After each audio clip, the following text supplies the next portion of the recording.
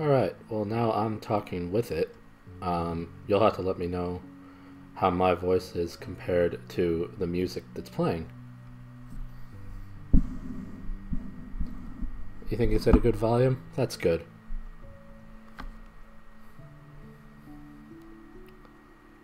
We're just trying to make it so it's at a comfortable level compared to my just regular voice.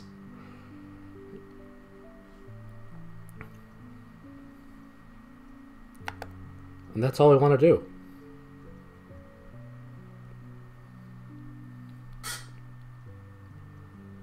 And my chair can squeak real good too. Yeah. Pointless. Alright.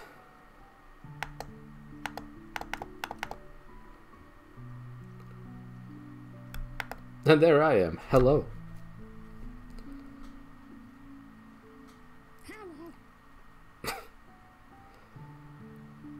Thank you for tea-hiding the squeak. It was needed. Hi. Hello. How's it going? Good to see ya. Alright. Well, we're gonna continue on with Wanderers, which we haven't done in a while, but you know, these things happen. I didn't abandon it. It will be finished someday. Not today, but someday.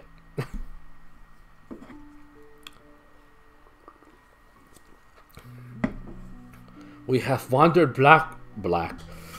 We have wandered back to Wanderers. I can read. This is a good sign.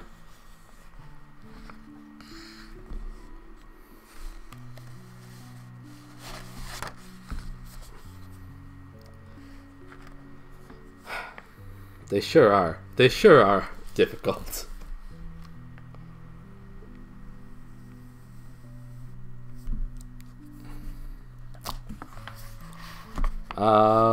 I think we finished up the chapter 15. So we're going to be moving into chapter 16. So that's pretty hype. Oh yeah, and if everything's good sounding to everybody, I will begin. If it's not, I'll adjust. It's because they're hard. Let's do a whole bunch of them in one stream. That's the plan.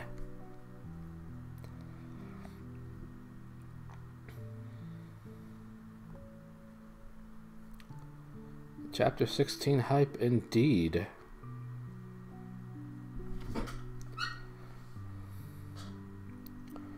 Alright.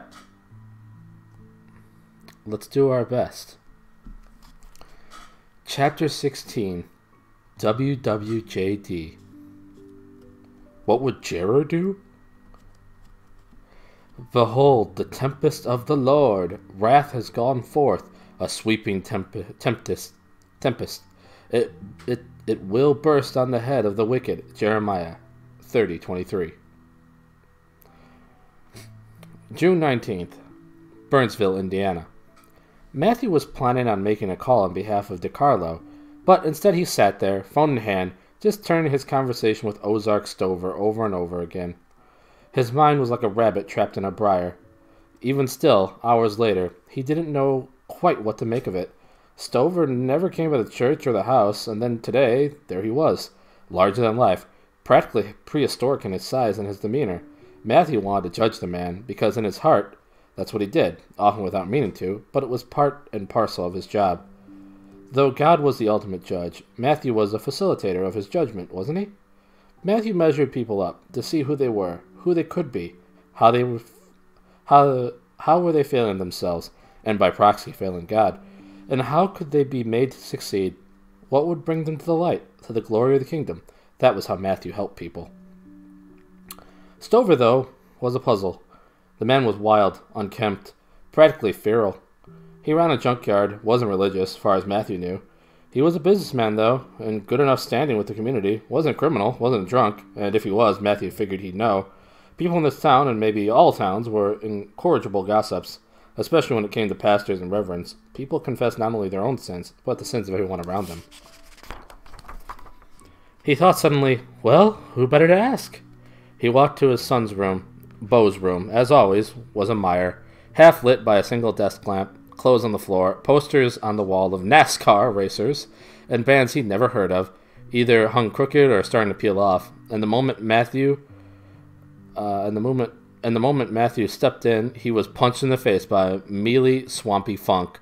From others he talked to, it was a trademark odor of many teenage boys, but to him it smelled like gym socks and crotch. And he wasn't sure what was worse, the smell or the smell that Beau used to try to combat it, a venomous body spray that smelled not entirely unlike wasp spray, and you'd think his armpits were hornets' nests the way he fogged himself in it. Inside the bedroom, the boy lay sloppily across his bed, a set of earbuds in his ears, barely containing some kind of heavy metal music. Was he asleep? Matthew couldn't tell. Beau, he said. Son. Nothing. He went over, jostled the boy's shoulders. Beau startled awake, ripping the earbuds out of his ears. What? He asked, irritated. Hey, sorry, I just want to ask you a question. Now? Well, yes, obviously, now. What? I wanted to ask about your friend. Beau made a face approximately the shape of a scrunched-up pile of dirty boxes on his floor. What friend? Kind of a sad question, Matthew realized, as his son regrettably did not have many friends. The few he had, they forbid him from seeing. Lee Bo Derek was a little dirtbag drug dealer who got expelled first semester, and the Blevins boy was fond of cherry bombs and toilets. Matthew had to explain to Beau, those aren't funny, those go off and shatter porcelain, the shards could kill someone, and Beau wasn't on any teams or any clubs. I mean Mr. Stover. He's not my friend, he's my boss. You get along with him, though. Beau hesitated like he was under the thumb of the Inquisition. Yeah? What's he like? Why? He stayed around when we talked today. Good for you. Maybe he'll be your friend. Beau started to put his earbuds back in. Matthew held up both hands. Hey, I surrender.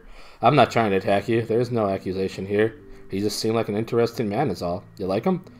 The earbuds hung about an inch from going back into Bo's ears. He retreated further against the wall. Finally, he mumbled, I like him a lot. He's good to me. He's nice to me. Pays okay. Job is cool. We go fishing sometimes. We shoot cans with his .22 rifle and this little, the squirrel gun shotgun he has. You shoot guns with him? Now Bo must have sensed that Matthew didn't like that because he said, I don't know. He just said it. From down the hall, Matthew heard his wife's voice. Oh my God. Matthew and Bo shared a look. Then it came again. Oh my God. Matthew turned tail and hurried down, following his voice to their bedroom. The voice to their bedroom. There he found his wife on the edge of the bed, watching a little flat-screen TV they had propped up on their dressers. He'd never wanted a TV in their room, but she insisted, and, well, Autumn was, true to her name, a real force of nature sometimes when she wanted something. On the TV were a couple of talking heads.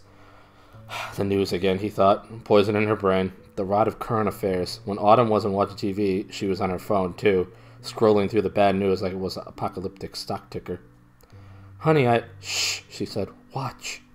They cut to something, a replay of some kind. He saw a rainy road and the Chiron below read, New development in Sleepwalker Flock, 10 miles from Waldron, Indiana. Matthew felt something bump into him, and he found his son standing next to him, all eyes now glued to the TV, to his chagrin. On screen he saw a road, a trailer, gray skies and rain. The rain hadn't started yet. It started here, not yet, but he knew it was coming, because outside the skies looked the color of cold charcoal briquettes. The trailer looked like it was sideways across the road, set up like a blockade. He realized he knew the spot. It was on Poldark Road, just by that little access road that led up to Highway 74. A few miles down Poldark were a couple of farms, and he knew some of the folks that lived there. The Wileys, the Heacocks, and the Bermans. They blocked the road, Autumn explained animatedly, like this excited her as much as it upset her. They wanted to make the walkers change course, like a detour. It didn't work. Why not? Bo asked. Just watch. They watched. They watched as a couple people, a man and a woman, tried waving the walkers away. They watched as the walkers went right up to that trailer, and then Matthew watched, transfixed as the sleepwalkers went up and over it. They did it with ease. Hands flat against the wet trailer, the sleepwalkers clambered up to the roof. The first one was a little girl with soggy hair pressed against her pale cheeks, and the others followed fast behind. Later, after he'd watched the madness replayed again and again, he went to the nightstand, pulled out his Bible. Then he went down to the front porch. His phone call for DeCarlo would have to wait. He opened his book to its last chapter, the Revelation to John. He read it, end to end, not once, but twice, and then to God he prayed. The end of chapter 16.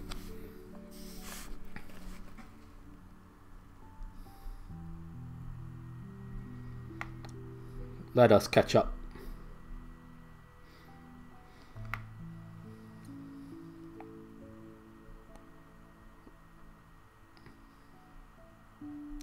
Chapter 16, hype, wordage, readage, hypage, all the things. Drunk, sins! Hey, Oscar. Thanks for shouting out, Oscar. Pizza, ready, teenage boy odor. Oscar, hello. Hey, Oscar. I wonder if Animal Crossing has wasp spray. The boy's soldiers? Was the boy a soldier? Those soldier shoulders. I don't believe so, Adam. Something that might be useful, then you might spray trees in peace. I only need my net. Then catch them and sell them for a great price. Guess that works better. Bug poachers. Wasps deserve it. Save the bugs 2020. Claps for 16. Claps for 6. Thank you for the claps. Encore! You want an encore of chapter 16? Why? I'll raise you one better and give you chapter 17. Hope you're doing well, Oscar. Thanks for being here.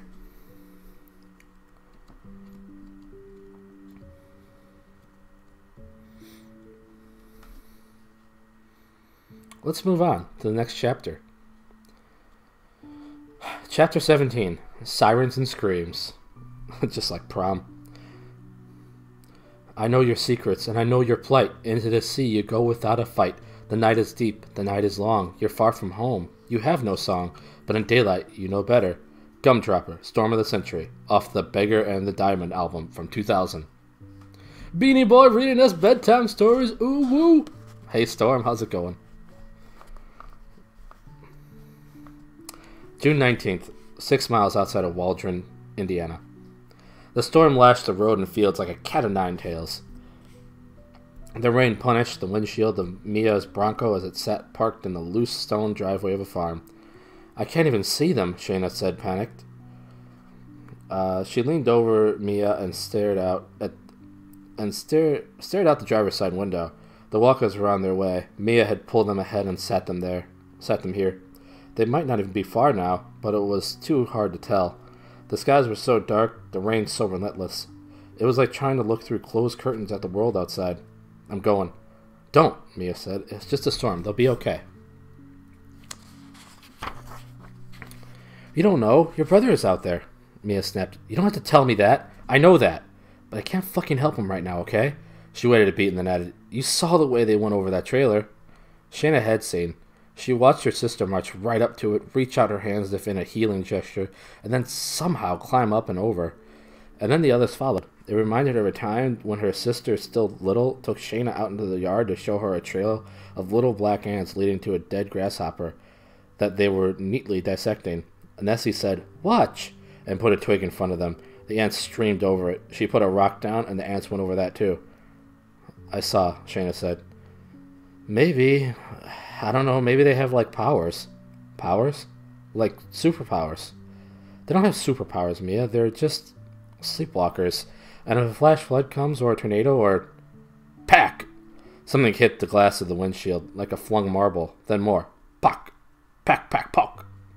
White round shapes. It's hailing, Mia said. Hail could mean in the distance a tornado siren sounded.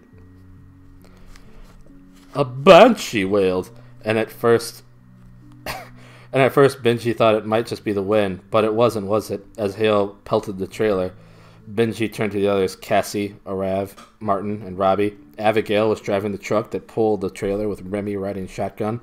That's a tornado siren, isn't it? Robbie nodded. I just hope our trailer lands on an evil witch. I looked it up, Arav said, and the sirens don't go off necessarily for tornadoes. It could mean there's potential, even if one hasn't been spotted. Still, Benji said, think what can we do if a tornado drops down and sweeps across them? How do we save them? Behind the trailer, the walkers continued, compulsorily rallying into the heart of the storm. From here, he couldn't even see their faces. The rain and now the hail obscured them. He could only see their shapes, their margins, their muted storm-soaked colors as they marched on. He knew the answer to this question, though no one would speak it. We can't save them.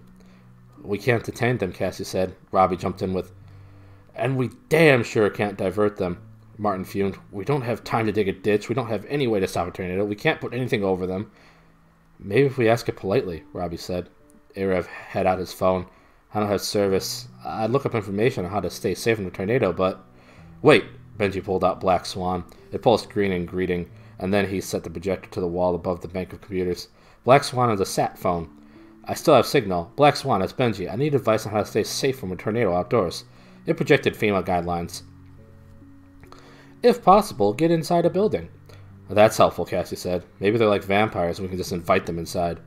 Next it projected, if shelter is not available or there is no time to get indoors... If shelter is not available or there is no time to get indoors, lie in a ditch or low-lying area or crouch near a strong building. Look out for floodwaters, which may also fill low areas. And use your arms to protect head and neck. That's it? The phone pulsed green. You know, Robbie said, if a funnel cloud really does bear down on us, then we're gonna need to follow that advice. We might all be ass up in a ditch in the next couple minutes. The trailer rocked, buffeted by heavy winds. The sound of the hail was like marbles on metal. A mighty rattling din, but over it, Benji swore he heard something. A voice. Or voices. Does Black Swan have weather data? Arav asked. It could update us with real-time data But Benji held up a finger, shushing him. He did that thing where you look up at nothing, trying to focus your ears on something. Do you hear that? He asked.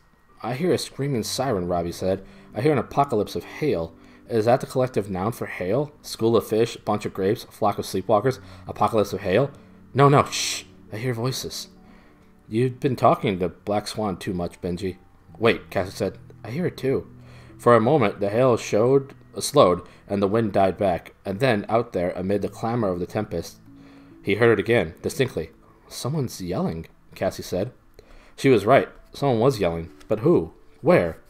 Already a scenario began to unfold in his head. Someone, maybe a shepherd, maybe someone from the media, was stuck or scared or yelling for help. Everything is complicated. So many moving parts. He ran to the window again to look out. It was like looking into a washing machine. The splashing rain, the churn, the froth. To Erev, he said, hand me Remy's camera. Erev handed the FLIR camera over. Benji switched it to thermal. In the storm, it was the easiest way to see the flock. The walkers each had a lower average body temperature than non-walkers, around 96.5 degrees Fahrenheit, so the colors coming off them were duller and faded. Now those colors were in a glowing amorphous blob heading closer to the trailer. Nothing stood out to him. He could see the colors of shepherds in their cars, pulled off to the side. He wished like hell they all gone to safety so he didn't have to worry about them, too. But they were adults with their own destinies well in hand. The walkers, on the other hand, seemed to be in thrall to a destiny outside themselves. Just the same, the blob of colors that was the flock continued gently throbbing forward.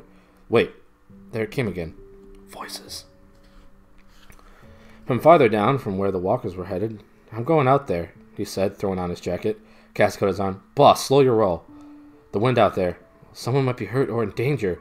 Shit, Martin said. His jacket never came off. I'll come too. Robbie said, Whoa, you idiots might end up the ones hurt or in danger if we go out there. I'm not saying we won't rescue your asses, but please don't make us. We won't go far, Benji said. And then he threw open the door and stepped out into the maelstrom. Martin following close behind. I hope this shit doesn't chip my windshield, Mia said as the hail clattered against the hood of the truck. Already looks like it's dinging the paint. I don't got money for repairs. Shayna wanted to snap at her. I don't care about your truck. I care about the sleepwalkers. And she had about opened her mouth to say it. But then her eyes caught movement in the passenger side mirror, a shifting of shapes in the storm, a movement of white like a flag waving. It came from behind them, back down the driveway toward the farm that sat off the road. Then she heard voices. Someone's out there, she said. Someone's yelling. What? Mia asked. Where? But Shannon didn't have time to answer, because she opened the door and hurried out into the storm. The wind felt like a series of hard shoves. In the onslaught of the storm, Benji almost fell into Martin, nearly knocking them both into the ditch. Martin yelled at him over the wind, but the words were stolen away. They righted themselves. Benji pulled the hood of his jacket over his head. Far too late, he realized that it just dumped more water over him. Then he stepped out around the front end of the truck to the surprised looks of Remy and Abigail sitting in there. She knocked on the window and mimed asking him what the hell he was doing, but he didn't bother answering. Instead, as pea-sized hail pelted him, he put the camera up to his eye. Thermal imaging resumed. This time he scanned farther down the road, not where the sleepwalkers were, but rather where they were headed. He saw a lone truck out there. He recognized it as belonging to one of the shepherds, though Benji was not sure which one. Beyond the truck, he saw movement, heading away from a white stone farmhouse. 2 warm bodies and 1 cooler body walking this way, about 50 yards out. He recognized the steady gait of the duller, colder form. It's a sleepwalker. A new one, running away to join the circus. And in this mess, no less. But the other 2, people were chasing after. Maybe family? Who knew? It was they who were yelling for whoever this walker was, probably upset about this person. Someone they knew, maybe someone they loved, had up and walked out into a storm during a blaring tornado siren they didn't understand. Excuse me. And if they tried to stop whoever it would end in blood and bone and tragedy. Benji didn't have time to explain. He broke into a hard run through the driving rain. Through the sheets of water and the hail that whipped her head and shoulders, Shayna saw 3 shapes emerge. 3 people. One of them was a walker, she can tell instantly. For the last 2 weeks she'd inadvertently studied that slow and steady wins the race gait. Even in the half-dark she could see the whites of those dead eyes coming at her. She couldn't make out an age, but it was a man, or a teenage boy. Maybe a white t-shirt, dungarees, broad shoulders. A man, she realized. The other 2 were not walkers. One, a woman, older. The other one, younger. This one, a boy. Both yelling at the walker over the siren and the wind. She heard clips of words and phrases. Don't go! Come back! Can't you see the storm? And then the word, Dad. A fast guess, the walker was the husband to the woman, father to the boy. Shayna bolted toward them, coltish and clumsy, waving her hands and screeching like a demon that they needed to get back away, to go home, to let him go, even as they reached for him, pawing at him. Now a voice from her right. Someone else was running toward her. No, 2 someones. She recognized him, Benji Ray, and behind him, Martin Vargas. The two of them cut a straight line from the trailer, running past a flock of walkers. Ahead, this lone walker, his father, was straining to join the flock, like a metal ball bearing, rolling towards a powerful magnet. She understood it now. Her family wanted to stop him, to bring him home. But keeping him home meant something far worse than they intended. Even though they should have known better, the CDC had issued its warning. They were all over the news. Do not impede the walkers. Stop! Shayna screamed, her arms waving like she was warning drivers of a bridge out ahead. Stop! As she closed in, the rain was going sideways. Shayna saw the woman, her long hair matted, her mouth open, miserably pleading as she held her husband tight. The boy, no more than 10, dug his heels into the gravel, clinging to his father's arm, pulling on it like he was in a tug-of-war for his father's life. The father was shaking, his jaw craned open. He began to scream, louder than the rain, louder than the siren. He's gonna blow, she thought, but Shayna didn't stop running. Benji slowed his sprint, holding the thermal camera to his eye. The imaging showed the man's temperature blooming. Benji saw now that someone else was running to intercept, a girl, one of the shepherds, bolting toward the family. From off to the side now, a new flash of movement.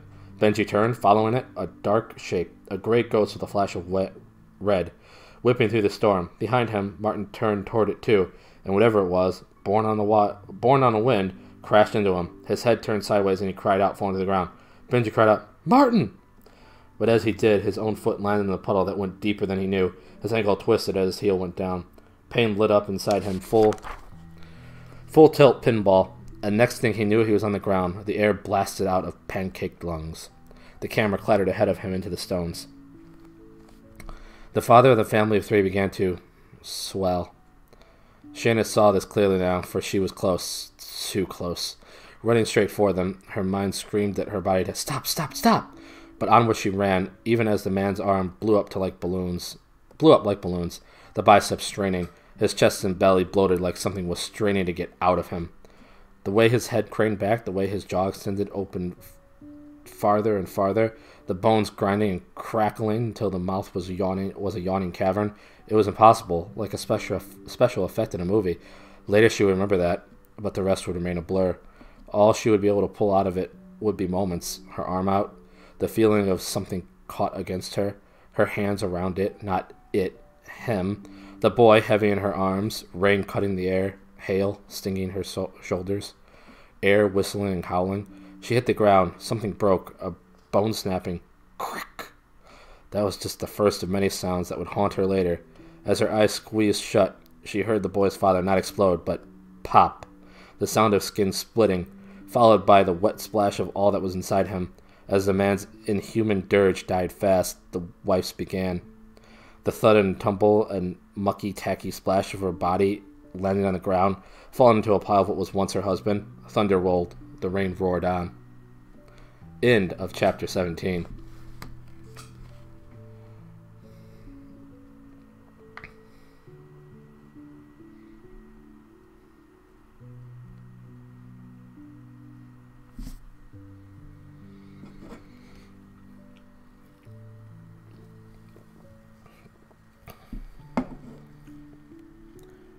How's it going, Storm? Thanks for shouting out, Storm. I appreciate it.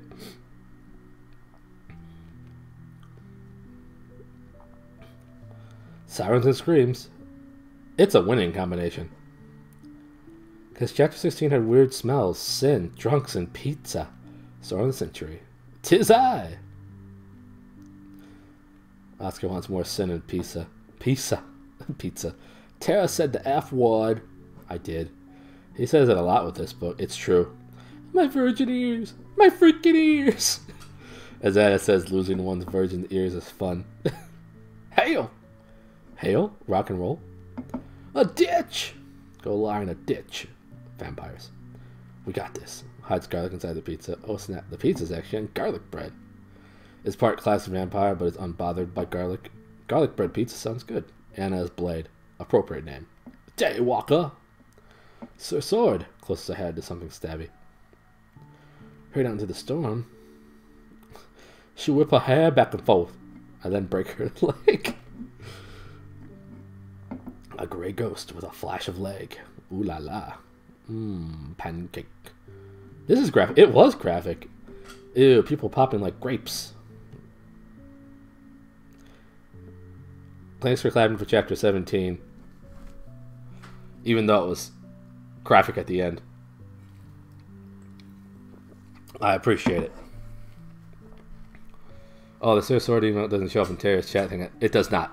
I'm sure it showed up like in the thing on the thing. You know, thing. The chat on the screen. But it doesn't show up in my Streamlabs chat bot.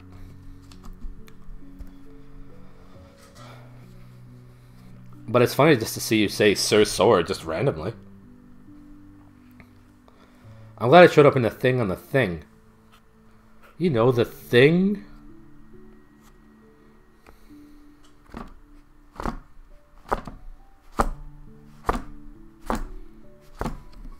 I do know the thing. I'm glad you know the thing. I don't have BTTV or whatevs. Anna knows. Anna knows.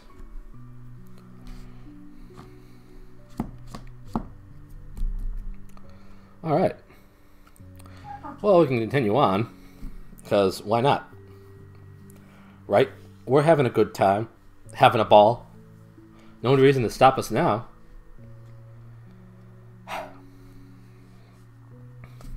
Continue hype. I'm going to have a little bit of water first. But I got to open it with my...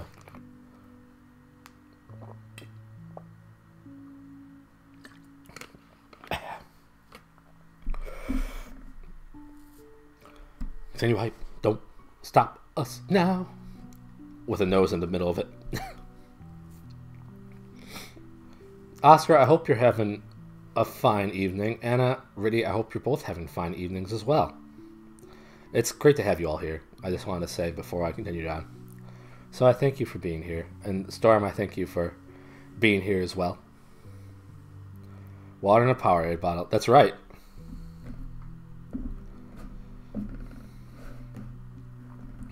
There are also some Apple stickers on there.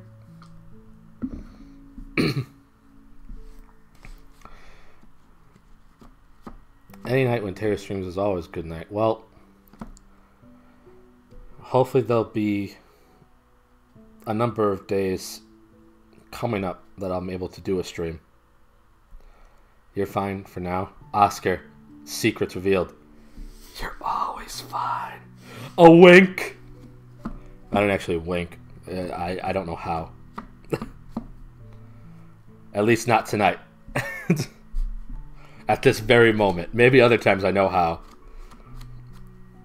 But those might be involuntary spasms. A wink! Alright. Let's continue on. Before I say more nonsense. Chapter 18. Excuse me.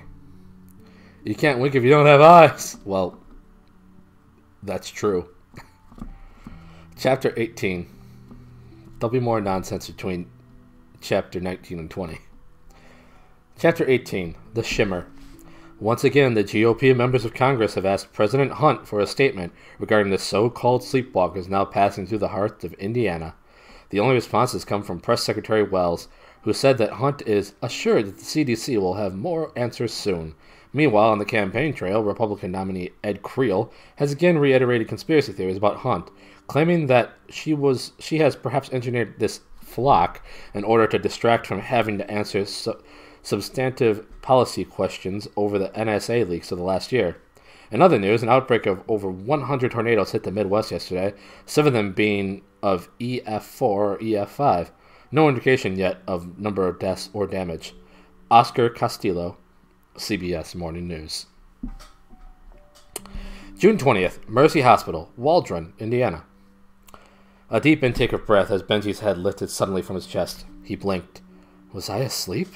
He swallowed. His mouth was dry. He adjusted himself and sat up straighter in the hospital chair.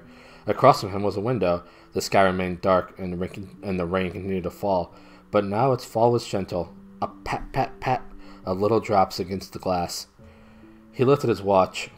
4:30 in the morning. He looked up over his shoulder, saw a door and a sign. Morgue. The memories came back to him like someone flipping playing cards face up onto a table, one by one. Martin, hit by what turned out to be part of a flying stop sign, Benji's ankle tweaking as he fell, the camera falling away, the girl, Nessie's sister, running. Then and there in the rain, Benji got to his feet, even with his injured ankle, and made a choice. He ran toward the family, not back towards Martin, but it was too late. Either way. He remembered the way the man's skin rippled and bulged, and the way he tore open. What came out of him was no delight. It was a rain of shiny bone and red blood, and the woman who was holding him, his wife, held him tight even as he erupted beneath her. And she took it. All of it. She screamed. She fell. And then the worst thought struck Benji. I need their bodies. Death was a tragedy, but death was also a data point. He remembered limping to the wife and her husband, these two farmers, the husband little more than a pile of himself, twists of skin and loops of organs, studded with the porcelain splinters of bone shrapnel. The wife was still alive, but barely. Those shrapnel pieces stuck out of her at odd angles, one in her neck, blood pumping gently past the shard, already joining with the rain and washing away. Before Benji could do anything else, her mouth froze as the life left her eyes, leaving only windows looking into an empty house. Lightning flashed, and the terrible, cold, merciless thought hit him. I need their bodies. But with it, a worse realization, and the storm is going to wash it all away.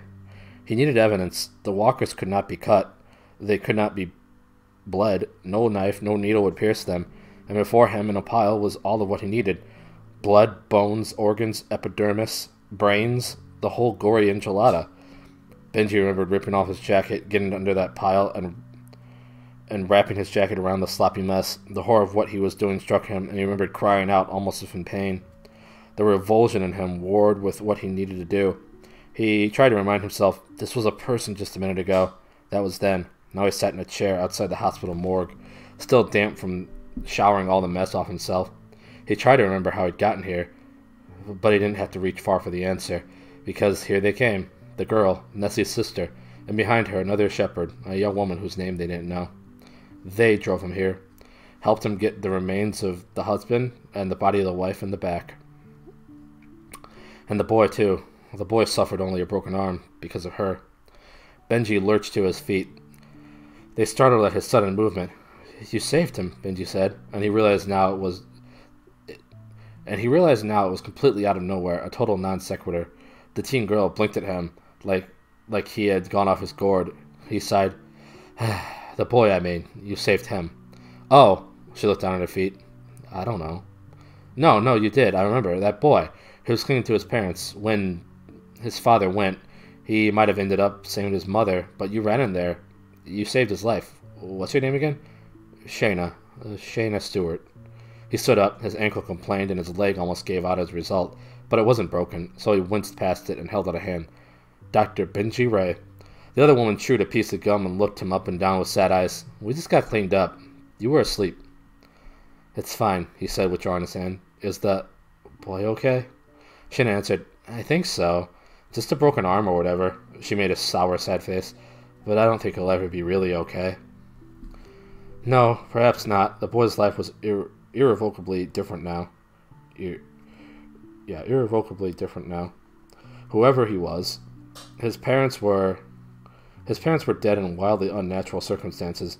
The system was not kind to orphans, Benji knew. Perhaps the unnatural circumstances would afford him some special attention. Are you okay? The both of you? Yo, we just want to go back, the other shepherd said. I'm sorry, your name is? Benji asked. Mia. Thank you, Mia, for driving me here. The both of you. You have done more than you realize. We haven't been able to properly examine a sleepwalker, and though the circumstances here are far from ideal, this will afford us a chance. He paused. I'm sorry. I must sound so cold, so detached. I don't mean to. It's cool, Shayna said. The sadness in her smile reminded him it most certainly is not cool. We want to know what's going on more than you do, Mia said. It's our families out there. Her sister, my bro. Thank you again. They nodded and started to walk off, murmuring to each other. Then Shayna looked back and said, I don't know if your guy is still in there with the remains or not, in case you were wondering. My guy? She nodded. One that came while you were sleeping. Panic struck him like a bucket of water. The bodies. Last time they had bodies, they were stolen. This time, he brought the bodies here, and then what? He thought, no, no, no, someone may have come. What if they were taken again? All out from under me as I slept. Stupid! He hurried toward the morgue door. Just as it opened, its mechanism automatic. A man stepped into the doorframe, clad in an autopsy PPE suit. The blood on his suit looked purple against the blue. Through the mask, Benji saw a familiar face. Robbie Taylor. It looked like hell, Benji. Benji nodded, weary. He wanted to lean forward and hug the man. I feel like hell, Robbie. I didn't want to wake you. You look so peaceful. Farthest thing from it. Yeah, it's all pretty fucked up. Besides, you've been running on fumes since all this started, and it's about to get a lot weirder. I see the look in your eyes, Benji said. We're up We're up shit creek without the courtesy of a paddle, aren't we? Paddle? Fuck, Benji. We don't even have a boat. In the parking lot, they sat in Mia's old-ass Bronco. Mia went to turn on the engine, but Shayna said, wait. Mia waited. Outside past the parking lot, over the trees, came the faintest glow of sunrise. The storm had passed, and the world would soon begin. What is it? Mia asked. Shayna did not answer, because though the storm had gone, the one inside her was just whirling to life. It swept up across her, and in moments she had braced herself against the dashboard as the tears came. Soon she was lost to racking, hitching sobs. She crumpled, folded into herself, knees to chest, arms around shins. She couldn't see through her tears. She tried to say to Mia, I'm just tired. Last night was hard. But it mostly came out a mumbled gabble. Mia gave her a tissue, then put a hand on her shoulder. Just a small gesture, but it meant everything. And slowly, surely, just as the storm last night passed, so did this one. Shayna took a deep breath. She blinked away the tears. Let's go see our families, Shayna said. Mia started the engine. Together they went upstairs to visit Martin Vargas. The other man, even in his hospital gown and with a bandage over his head, still somehow managed to look handsome. Jesus, Martin, Benji said, taking a look at his head. Stitches? 3. Not serious. But the stop sign gave me a good whack. He grunted as he sat up in bed. Concussion. I'll be fine. Hand me that remote. Benji tossed him the TV remote, and Martin turned it off. Any updates? Tell me we got the remains. Tell me you did an autopsy. Robbie nodded. Benji did the goop scoop. I did the post-mortem palooza. And, he pulled over a chair, plopped down into it. Okay, so obviously, what I saw was just preliminary. We won't have full tox screen right away. And it'll take some time for the text to run the blood panel.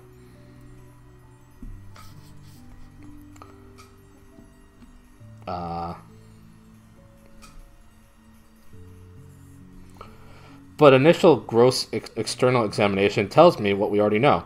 The male patient, a Mr. Clade Berman, 45 years old, expired by detonating. He forced his lips to make a soft cork-popping sound. Jesus, this guy just ripped apart, as if there was a bomb inside him that went off. Was there? Did you find anything like that? What an absurd question he had to ask. Unnatural circumstances, he reminded himself. No foreign bodies, no artificial limbs. That could be a concern. No pacemaker, nothing in his stomach that I could tell. No chemical burns, zip, nada. Bubkiss. Health reports on the guy said he was pretty healthy outside of a busted knee a few years back. No health insurance, though, which is increasingly unsurprising given the cost of health insurance. So, nothing of note, except... Except what? Benji asked. Thing is, when you drill down to a microscopic examination, that's where things get fucking goofy. He said his last word as if it was not precisely the word he wanted, but the only one he could find. How so? Benji asked. I took organ samples, skin samples, muscles, vertebrae, brain, at the cellular level. I saw a lot of damage, okay? Damage? Martin asked. Necrosis of the cells? Total, similar to caseous necrosis. By caseous necrosis, he meant the manner of cell death one might find in some fungal diseases, or from microbacteria, but also from other foreign invaders. It referred to a cell that had erupted, leaving detritus all around. But also, not that. Caseous necrosis is slow, and this wasn't. No products present. This was fast, by the look of it. The cells were a microcosm of the man. 10% of them just detonated. 10% was enough, it seemed.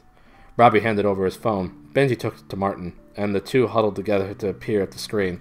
On it, a series of crude photos in the microscope. Benji saw what Robbie meant. The cells were broken open out of the side. All the organelles either similarly ruptured or spilled out. It was as if a BB had shot its way out of a blueberry. Not through it, but out of it from the inside of it. and that pinged something at the back of his brain. He felt like he'd seen this before. But where? His jaw clenched as he grappled with the memory. What could have done this? Martin asked. Not typical of a virus, Benji said. Fungus, maybe? A parasitic fungus made some sense, didn't it? Mycoses or fungal diseases could feature insidious microsporidia. Some could fuse cells together, making them easier to infect. Valley fever, spores carried on the wind in the southwest of this country, was a systemic opportunistic disease that caused casus necrosis of the cells.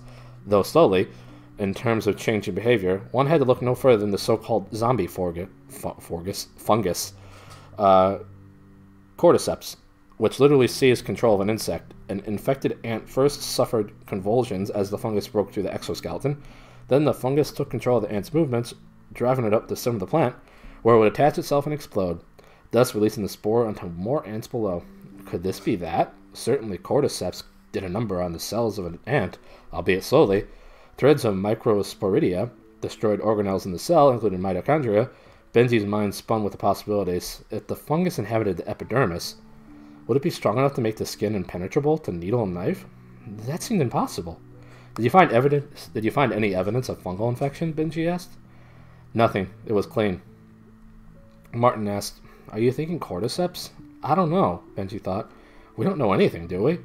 It makes more sense than anything else, but at the same time, it still doesn't make enough sense. More information hasn't made this more clear. I'm going to make this considerably less clear then, Martin said. Robbie. Oh, shit.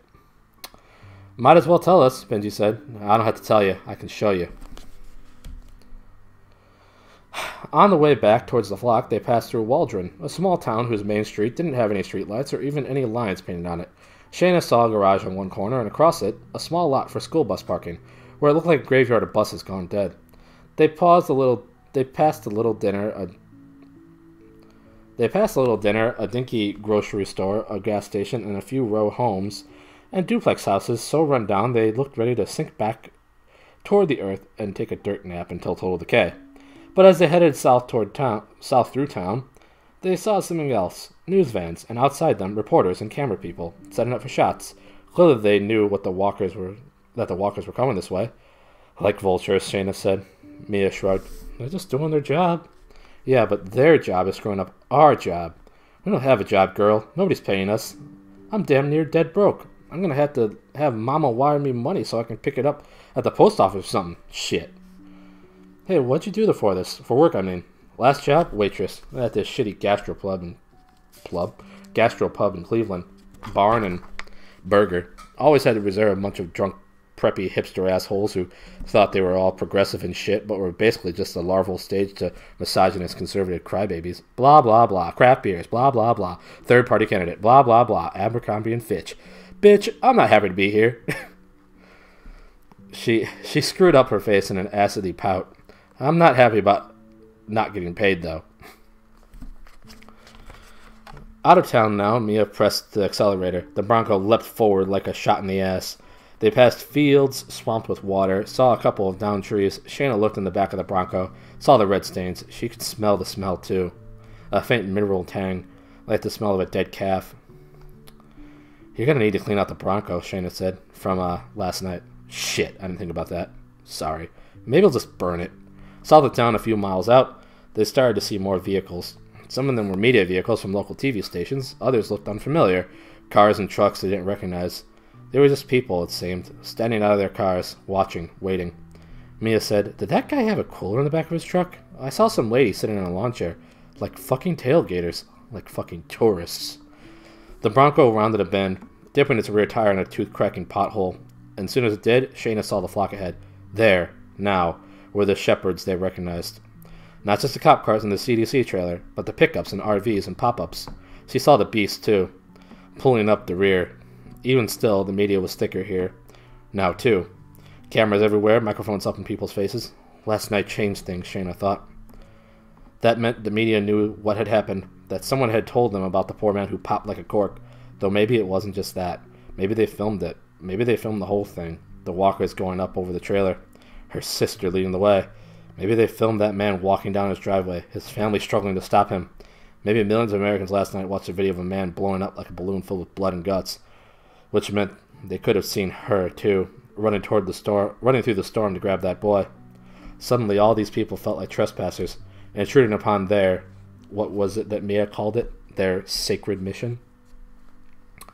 Truth was, Shayna didn't know if she really believed that, but she damn sure felt it in the space between her heart and her stomach. Pull over. I need to see my sister. That was another thing she felt, too. The need to go back to Nessie, just to see if she was okay. Mia nodded, pulling off to the side about a tenth of a mile ahead of the walkers. Shayna threw open the passenger side door, pushed past all the fatigue she felt, and wore a long stride as she marched toward the walkers. She saw her sister leading the flock, arms at her side, hair still a little wet, hanging stringy by her pale, freckle-dotted cheeks. Shayna thought, she needs a shampoo. I'll tell Dad to go get some. As she stormed forward, she heard someone say, is that her? And then, it is her! Next thing she knew, she had a microphone all up in her face. A woman with the helmet hair started to say, last night you were the one who helped save that boy. A man with hair so closely cropped to his scalp that he was a whisper from being proper bald, interjected, what's it like to watch a man explode? Another word, hero. Another word, savior. A third, infected. Shayna swiped in the microphones and pushed past the cameras. Go away, she spat. I just want to see my sister. I just want to see Nessie. Question trailed her. Wasn't your sister the first of the sleepwalkers? What do you think about being called a shepherd? What do you think is happening here? Shayna? Shayna? But she ignored them. She tightened her jaw, bit her own tongue, and strode ahead to meet Nessie, my little sister. The girl stared ahead, her pupils dilated to big black buttons. Her mouth stayed closed in the flat, familiar line. No smile, no frown. Shayna hurried alongside her, matching Nessie's stride. She stroked her hair, kissed her cheek, tried like hell not to cry, but she cried a little anyway. Then she said to Nessie, I'm sorry for leaving you last night, but I had something to do. Then she told Nessie the story, all while the cameras rolled. Martin had Benji grab his laptop off the side table, where it was charging. With that, Martin hauled his bag off the floor, unspooling a cord and hooking it up to something Benji immediately recognized. The FLIR thermal camera. That he began to connect to the computer. I dropped that, Benji said. You did?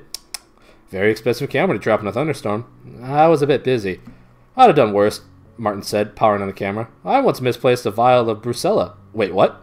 Blood under the bridge. I was young and dumb and... here it is. Robbie stood behind them as they watched. The laptop screen flickered over from its desktop to a recording from the camera. The image on screen was thermal, midnight blue, but for the blobby pulses of color. Midnight blue, but for the blobby pulses of color, like something out of a psychedelic lava lamp. The gradations of color revealed the heat maps of what was on screen. In this case, it showed the two normal temperatures of the wife and child, and the escalating temperature of the father, a walker held captive. That's when the camera dropped, clattering to its side. Benji, or rather his ankle, remembered that moment all too well. It's still recording, Benji almost laughed, though the image was now tilted on its side, just as the camera was. It kept going. It is. Tough camera.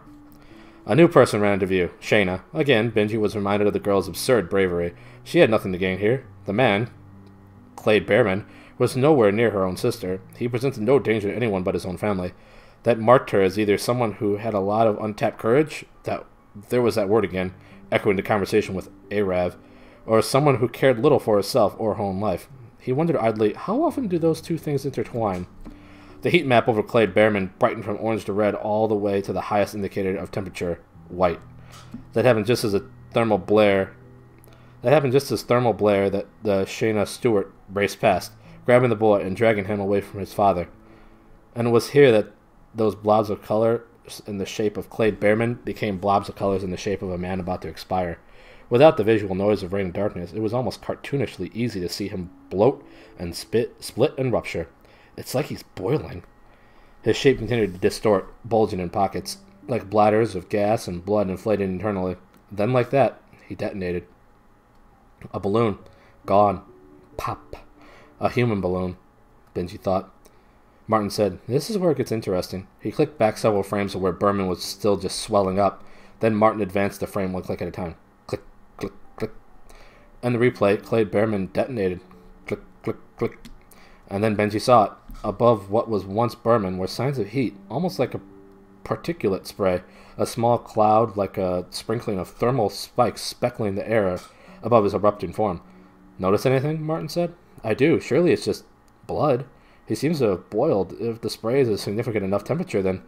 And does that make sense to you? It struck him. No, not really. His voice felt small and far away as he realized it out loud.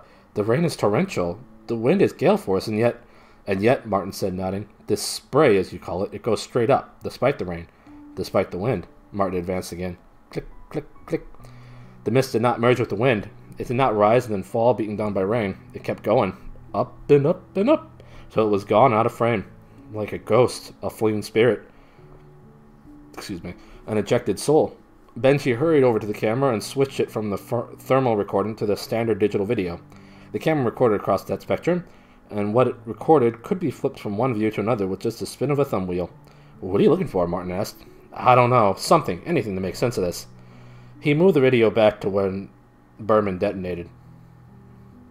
Not a vision he wished to replay in any format, but one he must, for again, he was a doctor and a scientist, and this man's death was a data point. On screen now, the recording was muddy and nearly meaningless. Yes, it was possible to see Berman's family, it was possible to see the blur of the teenage girl grabbing the young boy, but the act of detonation remained unclear. Rain obscured it. The darkness did too. Out there in the murk, Benji could see the motion of the detonation. The air disturbed a sudden discoloration of dark rusty red, but not the details of it. Just the same, even as he clicked the frames forward one by one by one.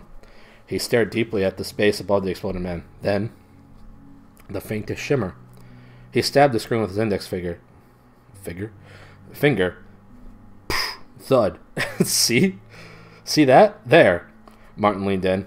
Benji moved the frames back and forth, three at a time back, then three at a time forward, hovering over a moment in time. In that moment, in the darkness and the rain, came the faintest ripple of Berman's detonating body, like a camera flash illuminating a cloud of dust. Maybe something from the storm, Martin started to say. Maybe lightning or ball lightning, an unexplored phenomenon? But his words died out as Benji flicked back to the thermal imaging.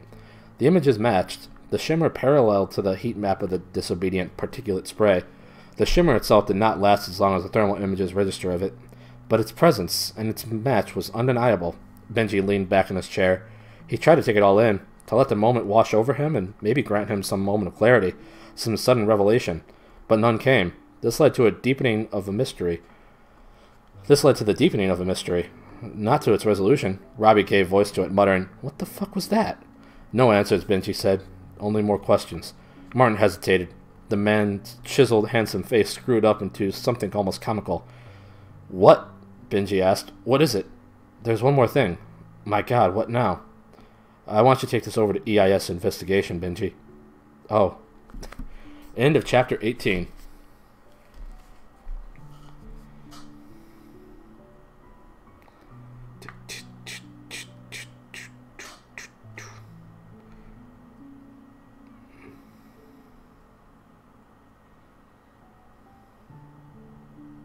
Let me catch up. Nonsense fun. Looks forward to more nonsense. Hooray! My eyes! I will enjoy reading anytime. Chapter 18 plus. Hashtag After Hours in the House of Terror. House of Terror. Terror After Dark. Oscar is in the book. I gasp for a little while. I thought I was in trouble. Realizes no one has watched Dollhouse. I have flashback to school. Class for fancy page turning. Spank that page. I need their bodies. I do not like so many of these words. This book is lewd. I need their bodies. Ew. Gory enchilada. Ew. Hashtag lewd is not allowed, Dad, or they'll take me away.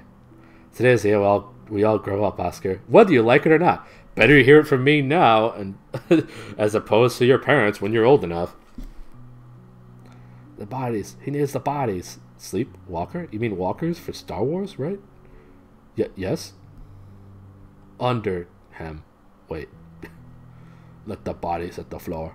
We had the bodies under him? PP suits. Storm has passed. Martin Vargas? Any relation to Megan Vargas from Warnings at Waverly Academy? Oh. Hey, howdy, the Hellhound. How's it going? I do not have a Discord, as they probably told you.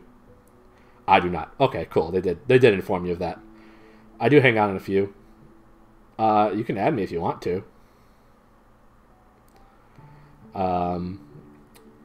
You can just give me your information or whatever, and I can add you if you'd like. You have a kitty cat? Oh, what's your kitty cat's name? I'm glad he's happy. What? Type pat and get head pats. Valley Fever is the #1 killer in the Valley. Head pats. Anyone want to give the kitty head pats? We all want to give the kitty head pats. Disco fever. Burning does indeed sound easier than cleaning. Coolers and lawn chairs, balloons, mic up all in her face. Young, dumb, and full of comedians of the 1980s material. A+, click sound effects. For science! For every swear a term must apply for a Twitch affiliate. Well, I don't know what swears are, so I guess I can't apply. That makes sense. Shut up. He moved the frame back and forth and back and forth. He moved the frames back and forth. Chapter 18 claps. Thank you, thank you. Encore. It's a lot of ketchup. Clyde and Hellhound. Oh, okay. Do I have Discord open right now? I might.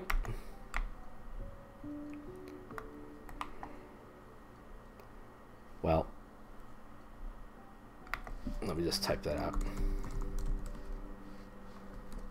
I will add you after the stream.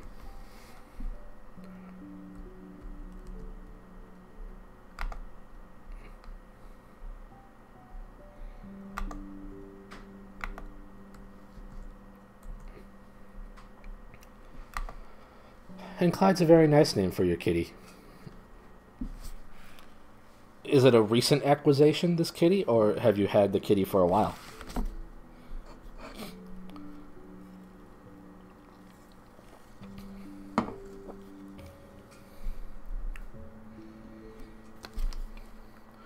Bonnie and Clyde.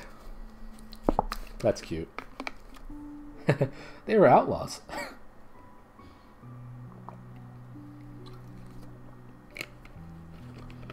We had them. Nice.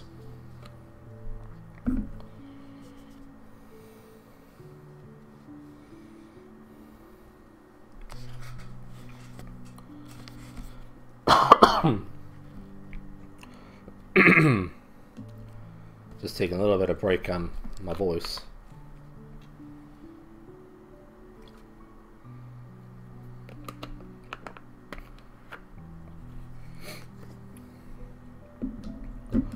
Cool. And thanks for the follow, Hellhound. I would have said so sooner, but I was just trying to get through the chapter. I'm Dr. Terror. Hello. You caught me in the middle of one of my read streams. But I'm also a variety streamer. I play just quite a variety of games, from random indie games that I find on Steam and through Twitch and all that, or to Nintendo games of my childhood as well as modern stuff. So, you know, I try to cover a lot of stuff. A lot of it's usually silly. It's usually casually played. We just like to have fun and have a very welcoming community. So I hope that you enjoy your time here and all future time here. Might suggest some Reddit reading streams, my dude. I'm unfamiliar with what those even are. Do people read on Reddit? I don't even know.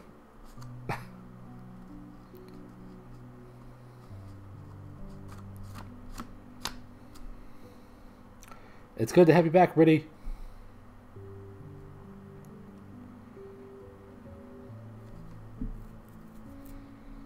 Reddit has a few great stories.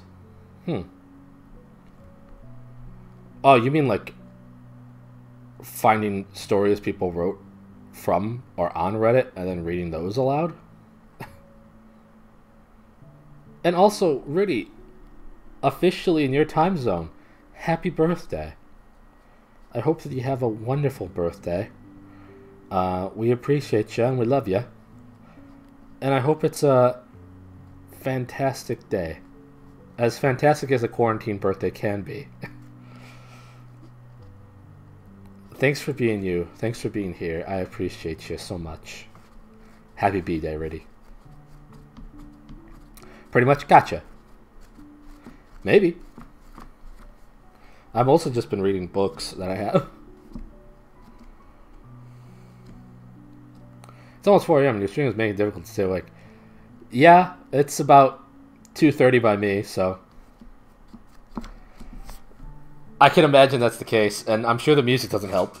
The very light somewhat sad. What? I heard birthday. Oh, well. I don't know if you get the full extent of it, but I just said officially in your time zone, happy birthday.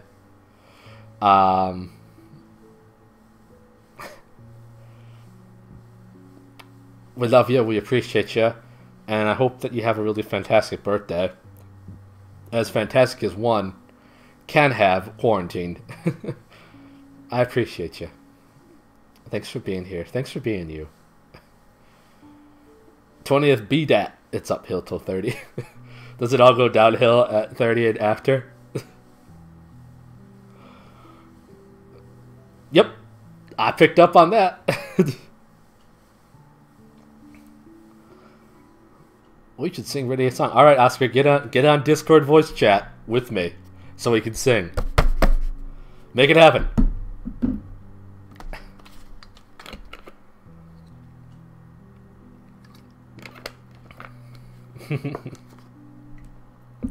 Absolutely. We'll get everybody in on it. It'll be great. And my dog will bark during it because she wants to join in, obviously.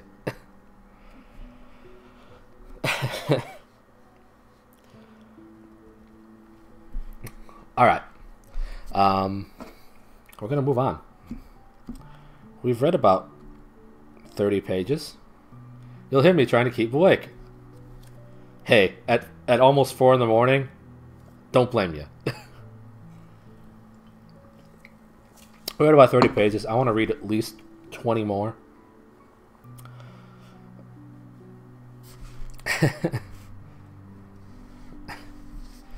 Only if we can sing Happy Birthday Lisa from The Simpsons and just replace Lisa with Riddy. Brilliant. Nobody will know. Except everybody who just read that message.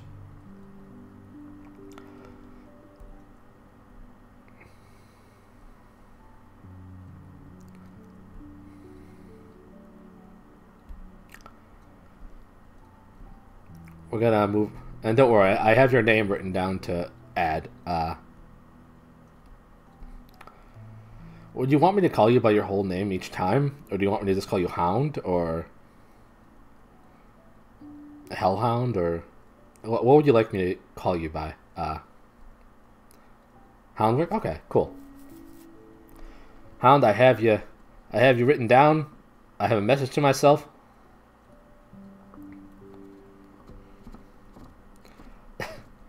I have a message to myself that has your username. I will add you. Again, I'll add you after the stream. Because we're actually not going to do any singing. No one read that right. Has no idea how Happy Birthday Lisa might be different from regular Happy Birthday. I could inform you, but it'd be better if Oscar sang it for you.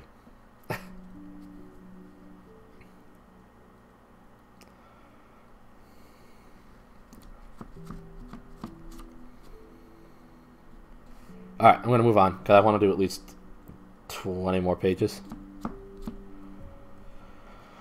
So let's get going. We've been live for about an hour. Yeah. Chapter 19. Salt and Light. Oh, that's cute. Salt and Light. The rattlesnake became an American symbol around the time of the original 13 colonies, who saw the snake often on their lands and who began to associate it, alongside the eagle, with liberty from British oppression. Its most common appearance is in the yellow Gadsden flag, where the coiled snake sits over the phrase, "Don't tread on me." John Proctor's regiment flag in Pennsylvania also had a coiled rattlesnake, as did the Culpeper Minutemen of Virginia, who also utilized the phrase, "Liberty or death." In recent years, the rattlesnake has seen a re-emergence in the symbology of American white supremacists, often paired with other icons of white supremacy, such as the hammer, the fist, the Confederate flag, the Iron Cross, the sword, and so forth. From the League of Americans Against Hate, Annual Hate Symbol Index Report, 2017. June 20th, God's Light Church, Burnsville, Indiana. Sleep was a dream unfulfilled, gone and lost to Matthew. He stayed awake all night, poring through not just Revelation, but also the works of other prophets like Ezekiel and Daniel, and through the Gospels of Mark and John, came a point where he thought he would rest his head and get some sleep before tomorrow's sermon, but when he went into the bedroom, Autumn sat there, TV still on, and what he saw in the news. That night, he saw a long prayer for the Berman family. He said a long prayer for the Berman family. He knew Clade. Not well. Not really. Clade was a good man, and he was a churchgoer. He just didn't go to God's light. He went to United Methodist up east of Waldron.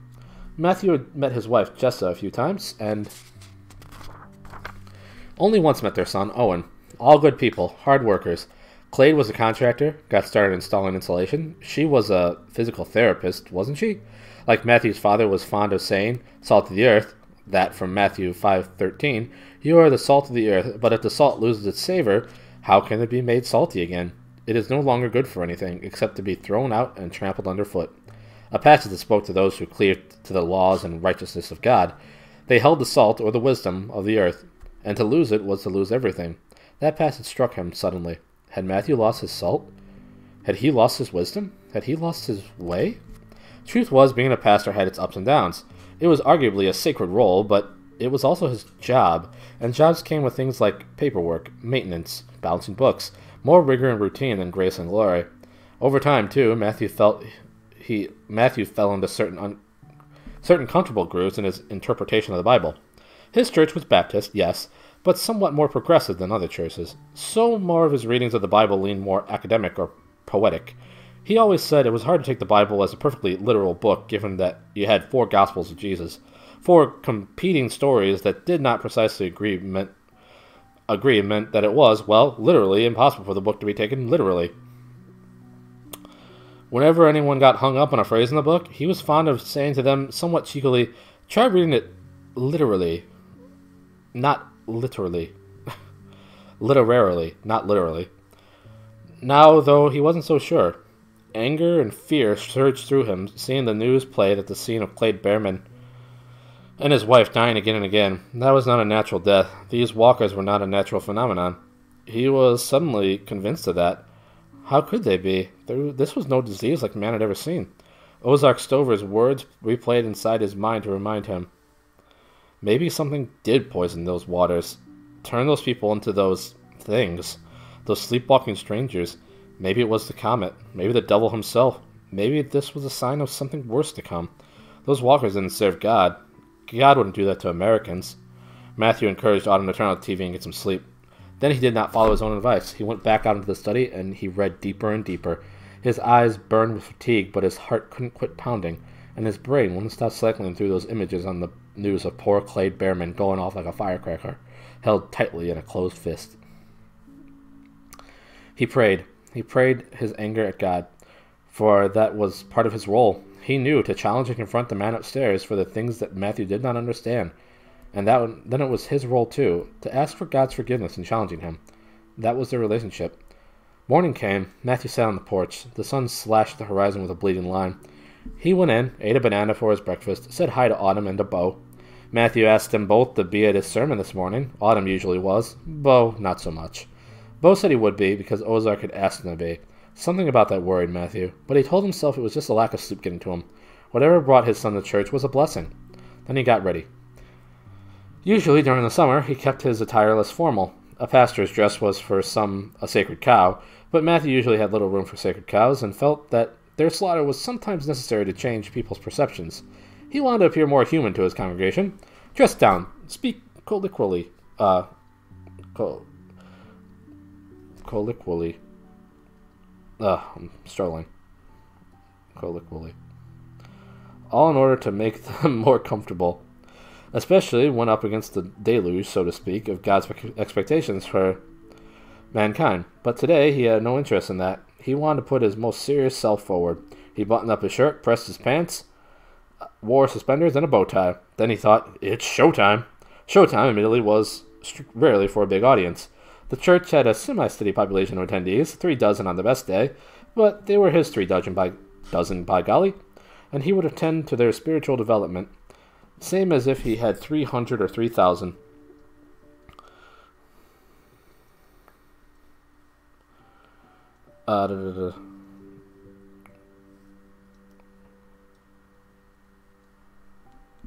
Sorry, I lost focus for a second. He walked out of the back and into the main sanctuary of God's Light Church, and as he stepped to the podium, His breath left him. His knees nearly buckled, because his 3 dozen had easily doubled. Present were people he'd never seen before, and in the back, as promised, sat Ozark Stover. They did not have pews here at the church, just rows of chairs, and someone had plucked folding chairs from the back wall into the table of coffee and pastries that Autumn put out. Stover and his people sat in the back 2 rows, stuffing them like sausage. They cleaned up nice enough, all presentable and orderly. Some of the men wore beards or had their hair close cropped to the scalp, either shaved all the way down or shorn in a military-style buzz cut. The women, many younger than their male counterparts, wore sundresses, their hair in ponytails. Stover himself had this long gray hair pulling back, and he was wearing a simple denim button-down, his eyes fixed on Matthew. Stover gave a small, stiff nod. Matthew swallowed hard, and then he let it all hang out. It started like he planned. He opened by saying, "Those of you who come here know that I'm pretty fond of reminding folks how prophecy is not the same as prediction. Many times, what we read in the Bible as a prediction of what's to come is something we interpret through our own fears and experiences, through current events, and with a context that people back then just didn't have." And then he started to give some examples, like how different prophecies spoke of Nebuchadnezzar, or Alexander, or the Treaty of Rome. They weren't writing to us to warn of Osama bin Laden, or Nazi Germany, or President Hunt. The opening of Revelation tells us right up front, this is the revelation of Jesus Christ, which God gave him to show to his servants the things which must happen soon. And he was about to continue, explaining he sometimes did that revelation was for people of that time. That word soon was key. It was about the times in which those people lived, but the word stuck in his throat. He saw the eyes on him, Stover frowning, Bo looking in his lap. People looked restless, bored, like students subject to a lecture. And then he thought of all he'd seen last night, and all he'd read. Clade Behrman, the truth of the comet and the woman who discovered it, the growing sleepwalker flock. 2 words entered his mind then, and he suddenly veered away from the sermon he had planned and said something entirely different, something only later would he realize was uncharacteristic. But one wonders what those writers would have made of these walkers, these devil's pilgrims. And with that, he threw out his old sermon. And up there, he composed a new one as he spoke it. Moved, he told himself by God himself, filled with light, born on a wave of truth. I found my salt, he thought.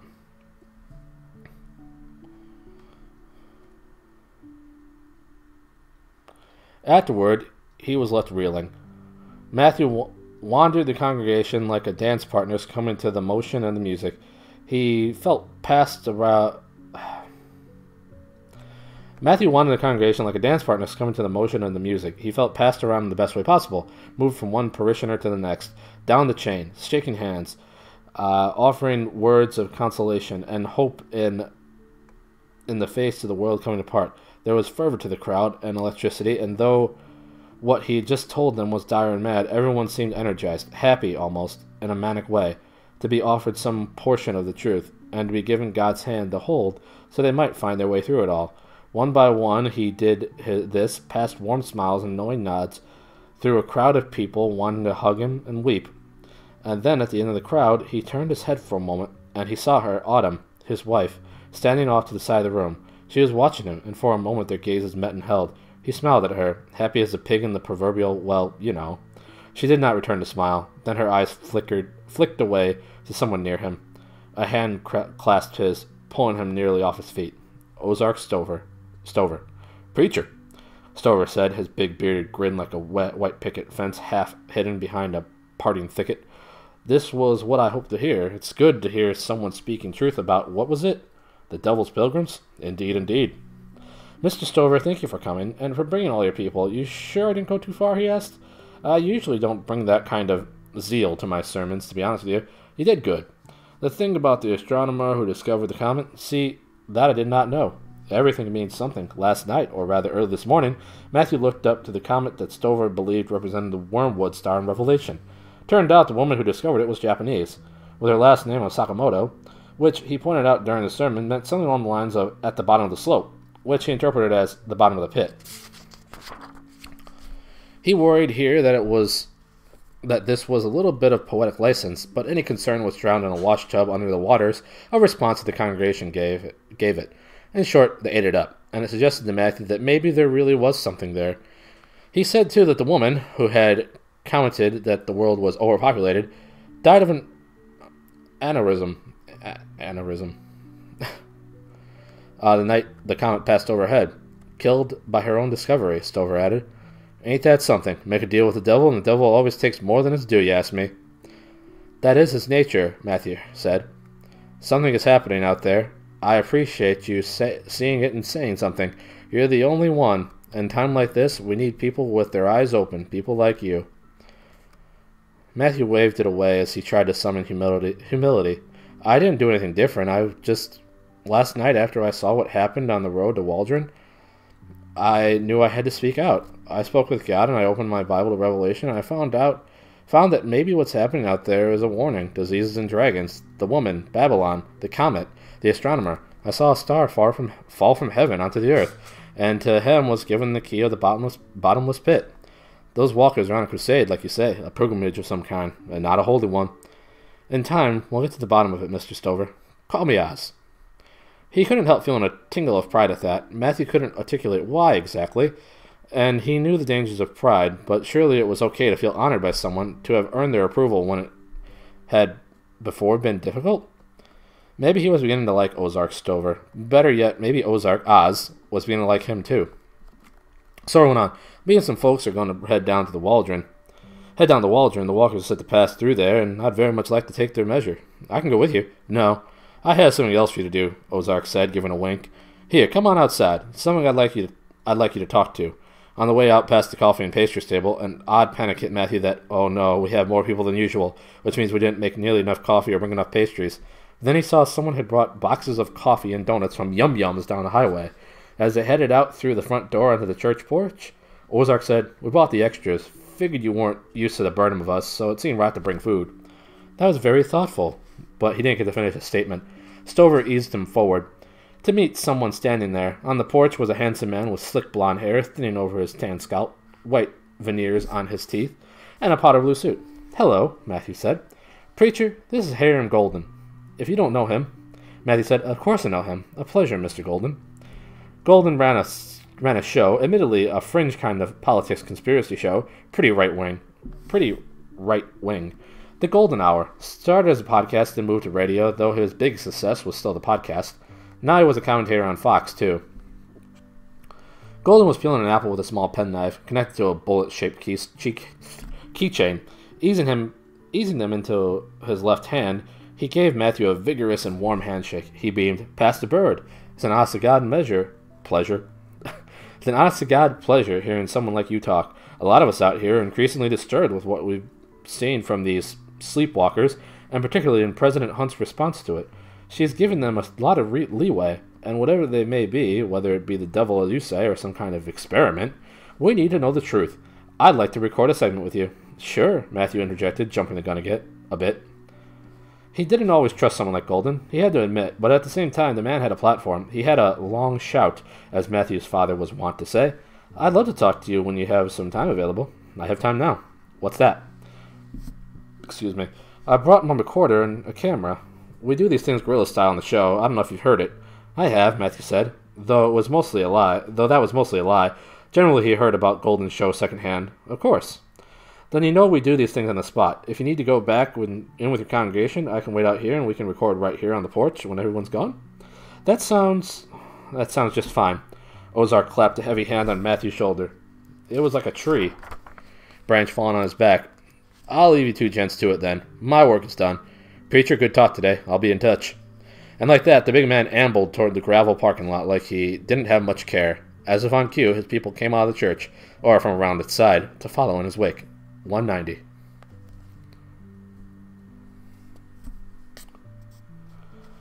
End of chapter 19.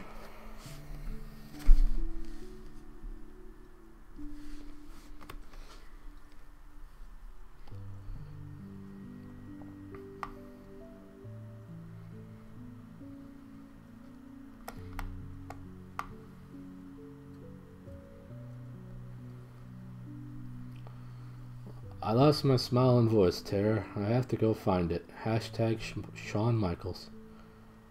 I'm sorry. Matthew lost his Salt leads to high blood pressure, so Matt will live a day longer. Just a day? His role? The Rock says, know your role and shut your mouth.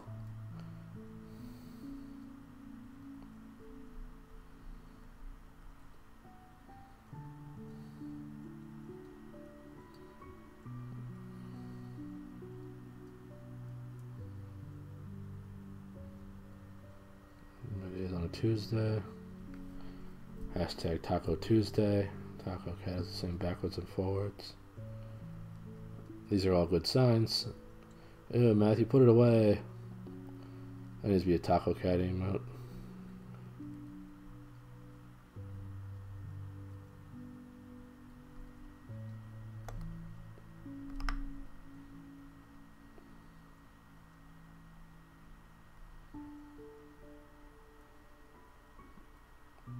Thanks for the claps. I appreciate it.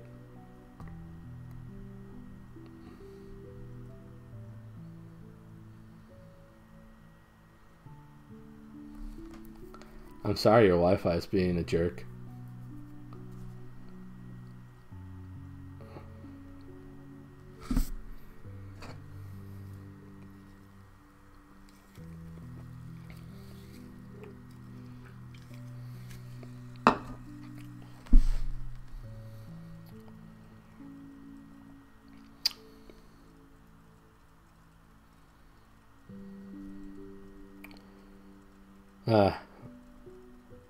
These are words I know, but suddenly when I see them written out, it's just like, you can't pronounce this.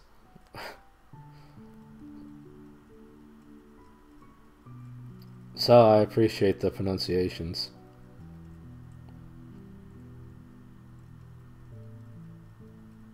And I'm sure during the medical speak I was probably pronouncing a lot of things wrong too. Yeah, they're especially hard when you're dumb like me. I'm going to move on to the next chapter. It'll probably be the last chapter for tonight. Alright, chapter 20. The Glow. Now in the midst of the living beings there was something that appeared to glow like coals kindled by a fire, like torches that moved back and forth between the living beings. The fire was dazzling, and lightning flashed from the fire. Ezekiel 1:13. June 20th, Waldron, Indiana. Marcy Reyes found herself on the floor again, 3 feet from the bed. Her muscles ached like they'd been pulled off her bones and then reattached clumsily like a sweater you'd tied around your waist. Her jaw was so tight she thought she might not be able to open it. Her mouth tasted of pennies, her eyes were crusty, of course, though it was her head that felt the worst, as it always did. It throbbed. Her whole world throbbed. She wondered, was this what it was like for a goldfish in a tank? When they told you not to tap glass, was this why? Someone was always tapping her glass. Whump, wud, thud, wibble, wobble, woos. She slowly got off the floor onto her knees. The world ran like wet paint. Lights were too bright, then too dark. Then a sound, a clink, clank, plates against plates. Grunting she stood, and there off in a little too narrow galley kitchen in this dog-shit apartment stood the neighbor's kid, except he wasn't a kid. Not anymore. He was their kid. But Max was in his mid-20s at least. He stood there, going through her stuff, grabbing one of her plates, going to her fridge to again steal her food. Over his shoulder, he said in that nasal voice of his, "Hey, sunshine, did I wake you?" That a question asked from his head, buried inside her fridge. Not much in there, because she had a hard time making her own food, but people in town sometimes made her stuff, and so what was in there was literally precious to her. Not like she had money to go out and buy new food either. "Get out of there," she said, her voice smaller than she wanted. It wasn't always this small. Once everything was much bigger. The asshole Max turned toward her. The bones under his face shifted and popped, the skin rippling as cheekbones rolled. His teeth became fangs. His eyes opened wide, too wide, going from white to yellow, then to red. Then they disappeared inside his head like a cork you lose inside a wine bottle, leaving only gaping sockets behind. Her mind warred with what she saw, as it always had. One part of her said, "It's not real. You know it's not real." Another part of her was sure, so sure, that it was real as anything, and that only she could see what so few others could. She blinked, and saw now that he had grown tentacles. No, not tentacles, pasta noodles, spaghetti, hanging down from his mouth. He chewed, grinning around it like a fox lazily eating a pilfered hen. The pain was making her hallucinate. It did that sometimes.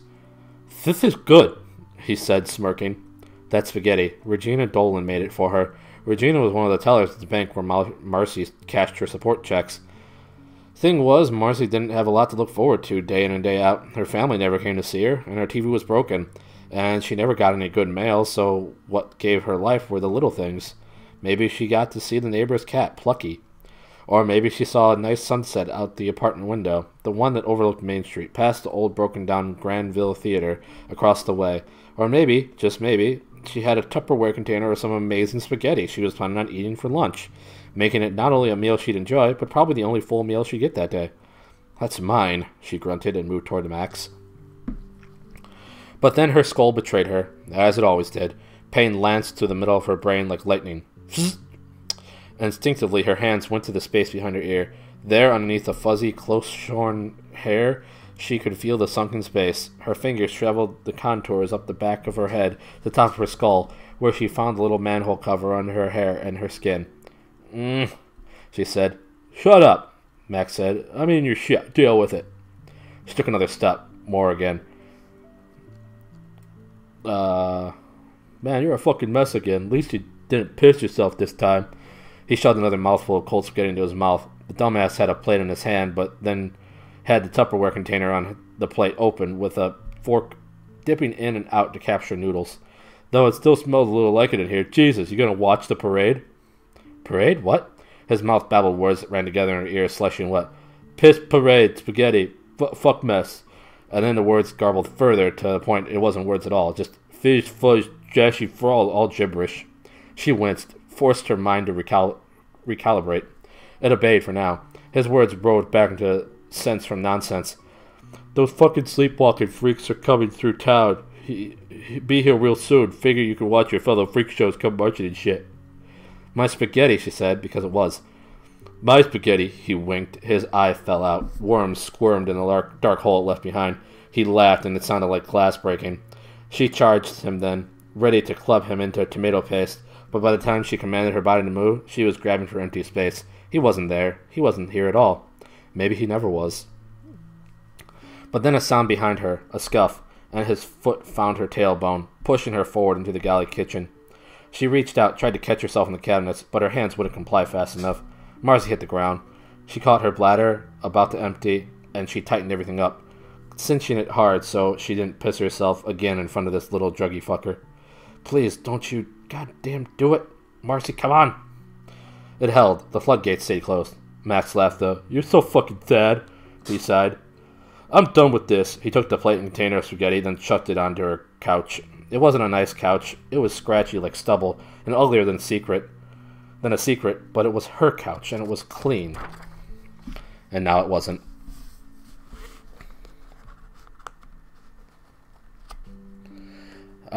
She wobbled, struggling to stand, even though her legs were thick like tree trunks. They felt weak like sand-stuffed socks. Marcy went over to the couch on her hands and knees, then started plucking noodles and sauce clops off it, putting them back in the bowl even as her head felt like a wasp's nest being sprayed by a garden hose. Then outside, the whoop, whoop of a nearby siren. "Shit, they're almost here," Max said. He opened her window and leaned out. Her greatest desire was to reach out, grab his ankle, and flip him out of the goddamn window, but she wouldn't be fast enough or strong enough. "You should see this, you fucking turd plop. It's something. Whole street lined to people, like it really is a parade instead of a river of sickness. Jesus. Get cop cars at the front, plus cops alongside the road and shit. This is really something. Something not good, I mean. I heard people saying this might be like end of the world kind of shit, like a disease that just kept going and going, taking us one by one to all zombies. Not zombies like in the movies, but zombies like these fucks, still alive but dead inside." Marcy finished getting the noodles back into the container. It put her out of breath, just that simple action. Now the noodles looked like earthworms squirming. She blinked and they were noodles again. Max sat down on the couch, nearly kneeing her in the face. "You're like them," Max said. "Still alive but dead inside." "Fuck you." She went to stand, but Max put his ankles on her shoulder, like she wasn't anything more than a coffee table. "Maybe I'm not." She was just furniture now. Sort of fucked up how I can do anything I want to. I don't mean like fucking fuck you or anything because God, fuck, look at you. I got standards, but I could like light a smoke and stub it out on your arm. I could piss in your ear. You couldn't go on like this, Mars. He pushed down his ankles and pain flashed inside her head. It was all fireworks and muzzle loaders going off. Pop, pop, boom, ksh, kaboom. I'd tell you to kill yourself, but I don't know if you'd even have the strength to do that. She bit back the words. I've thought about it, you little punk fuck. And then a curious thing. Marcy saw something. A light. A glow emanating from the window that Max had been standing at just moments before. She knew it was yet again a hallucination. A sign of her reality breaking apart. Or at least a sign of her broken brain betraying her once again. "Fuck are you looking at?" he asked. He chuckled. She could barely hear him. All she could do was watch the glow wash into the room, brighter and brighter. It was like turning a radio from static to music. Suddenly, what had been there was gone. All the noise, all the pain. It receded, almost as if it was sucked away into the warm glow, the way doctors once vacuumed blood out of her broken head. All the nastiness drained away, the clamor and misery fled. Clarity and peace filled the space. Well, not peace. Excuse me. Not peace exactly. A peace of mind, if not of temperament. Max gave her a look. What? And then she pistoned a fist into his balls. He doubled over, wheezing and coughing. Marcy lifted her fist. It was fully formed, the fingers neatly tucked into her palm, the flats of her fingers forming a battering ram wall. She hadn't formed a tight fist like that in, well, not since the hospital. Not since a year ago. Not since that fucko with the bat took everything from her. Regaining some semblance of his senses, Max swatted at her. She took the hit in her shoulder. Normally, her body these days was sensitive, like a spider's web. Every vibration set her teeth on edge, sent all the mind spiders scrambling in panic and hunger. But this time, it didn't do shit. Again, she looked to the window, the warm glow pulsing there. She grabbed Max by a hank of his greasy hair, and she dragged him off the couch and down to the floor with her. Marcy climbed atop him as he squealed and thrashed. "It's almost like I could do anything I want to you," she said, grabbing a hank of spaghetti and mashing it in his face. She slapped the pasta into his cheeks, his mouth, his nose. Whap, whap. Though she'd once desired eating this pasta and savoring it, even if her hands trembled, now this was so much fucking better, wasn't it? Marcy got off him then, standing up easily, without pain, and he scurried toward the door, bits of red pasta dropping from his face. He scrambled up to the doorknob, flung it open, and ran away. She took the moment to bask. I feel clear as a cloudless sky. The window still radiated warmth, more now than before. Marcy went to it, and she saw why. The sleepwalkers, they were coming, and they were glowing. End of chapter 20. Oh, that wasn't quite 20 pages, so I'll have to do one more.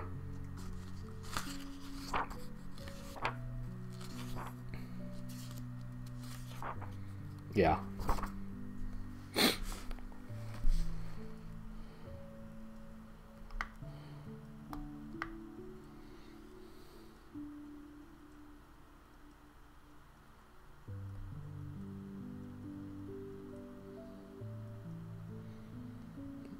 Are you streaming at 3 a.m.? Well, I mean, it's been going on since about 1:30.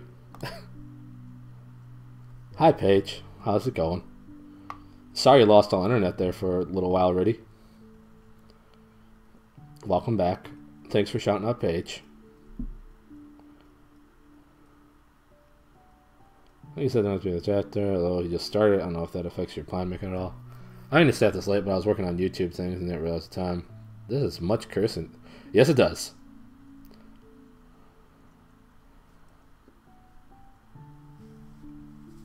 Wow, are we all homecoming zombies? Autocorrect. Oh, becoming zombies. I do not like this. You don't like Max? But he's such a charming gentleman.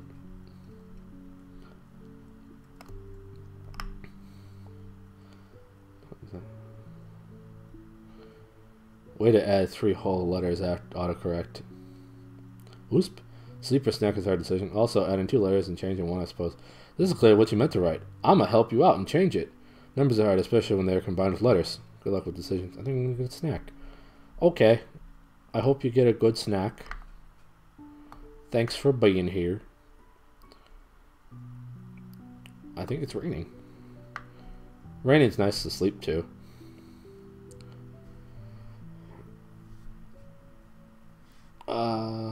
I hope that you enjoy that snack of yours. Glowing walkers. Sounds good. Hi, Terry. I'm sorry. Oh, no, you don't have to apologize. I was just letting you know that it didn't just start. That's all.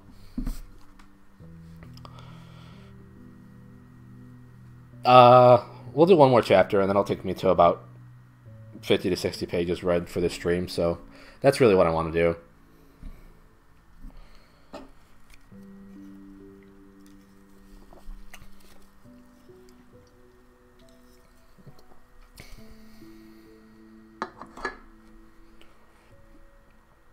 Thank you for letting me have an excuse to eat. You never need an excuse for eat. You should just eat when you want to, always.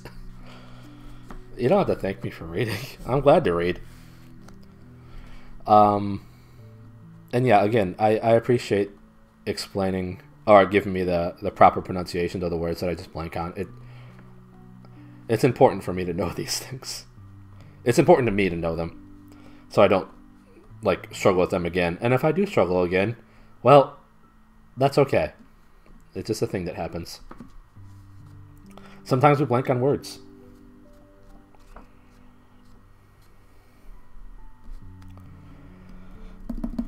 Alright, last chapter of the night. Well, I'm going to drink a little bit of water first.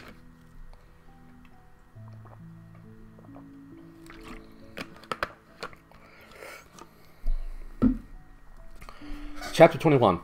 1 mile through Waldron.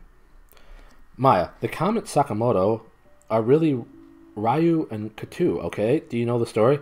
Blue. Oh, no, I don't. Do tell. Maya. There were once one being, a dragon who tried to pretend to be a god. A dragon who was cut in half for that. What's the word? Blue. Their crime? Sin? Slight? Maya. Slight, yes. So, Rahu and Ketu are two halves of one comet, sometimes called the king of comets or the king of meteors in Hindu texts, okay? The head of the comet is the Rahu, and the tail is Ketu.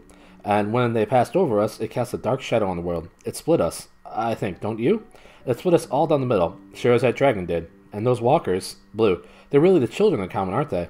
Maya, I think they are. I really think they are. From the Maya and Blue podcast, episode 204, Insights from the Goddess Collective. It's like Rahu, so it's Hindu. So it may be a different pronunciation than what I did.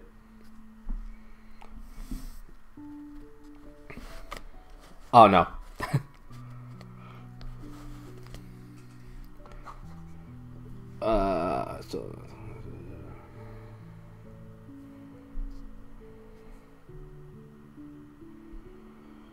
June 20th. I'm going to continue.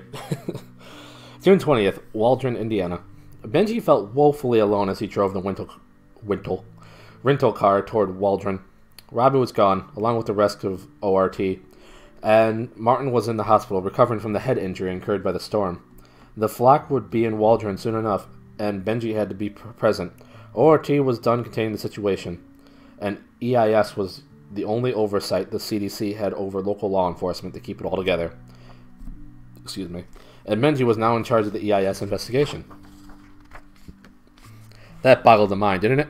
After Longacre, after everything, I need someone I can trust to lead the investigation, Martin said. You don't trust me, so call Cassie, Benji told him. I asked her already. She said to give it to you. Then Martin explained. Despite Longacre, they did trust him. Benji was the smartest guy in the room when it came to this stuff. Cassie's knowledge was deep, but only in a single direction, with an expertise of the zoonotic. But Benji had led a team before. He'd led their team before, and this was no time to deepen the bench. It was time to put their star hitter, disgraced as he may be, back at the plate, because they either got a home run grand slam, or they lost everything. Martin was fond of baseball. Loretta will never let you, Benji said. Loretta already signed off, Martin said with a mischievous smile. The immovable object had been moved. How exactly? Martin said she was under crushing claustrophobic pressure to get something done with these walkers. As Martin put it, they're already so far down their throat they might as well be up her ass. They were willing to scrub Benji's sins from the records, both official and unofficial. They just wanted something done. Loretta wanted answers, and according to Martin, believed that Benji Ray was their best chance at getting them. Benji knew there might be a secondary truth to that, too. If something went wrong, it would be his head that rolled, not hers. Because the pressure that Loretta felt, Benji felt it now, too. Like being at the bottom of the ocean, deep in a dark fissure. All the weight of all the water pushing in on all sides. He told himself, you can do this. You've done it before.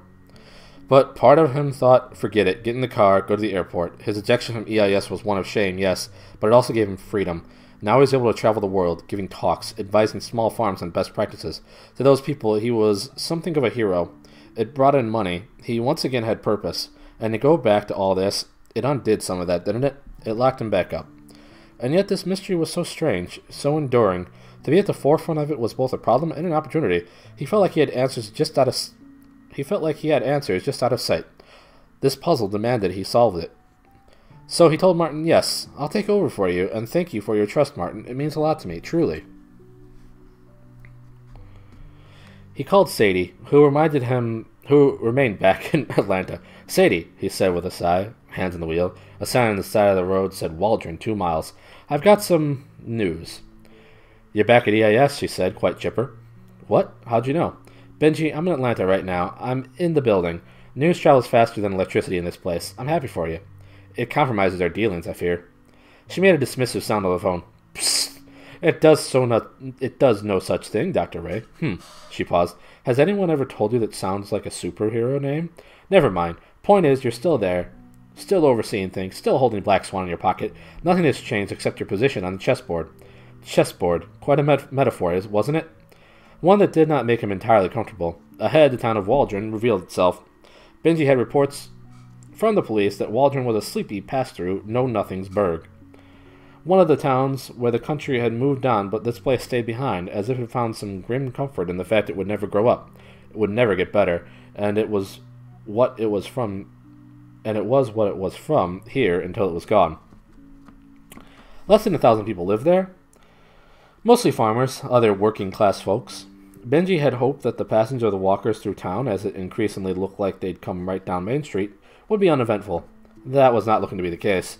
He eased the car out to the side of the street, blocking a small alley, because he had nowhere else to park. He had intended to drive through Waldron, mapping the flock's path through, but he wouldn't make it. The way was blocked. Benji, there's something we need to talk about, Sadie was saying. About Pennsylvania. We found something at the Stewarts. It'll have to wait, he said. Why? Is something wrong? Benji knew that he had some media here, some gawkers and rubberneckers, but this was not that. This was much, much worse.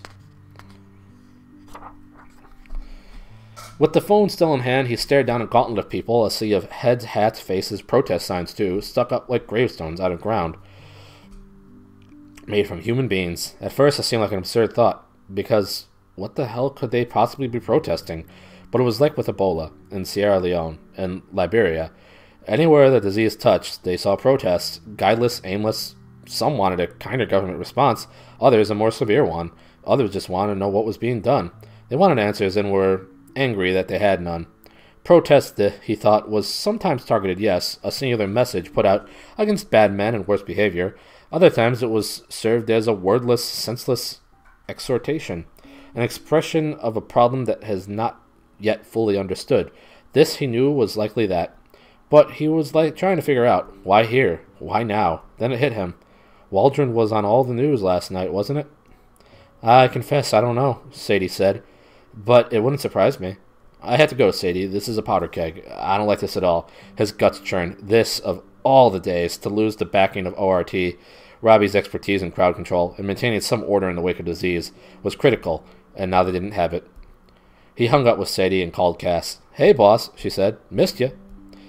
Where are you? He asked her. South of town. I'm driving the lab truck now that ORT vacated. Shitty town on that, huh? Shittiest. Where are you? North End, looking at all this. He sighed. We made the news, didn't we?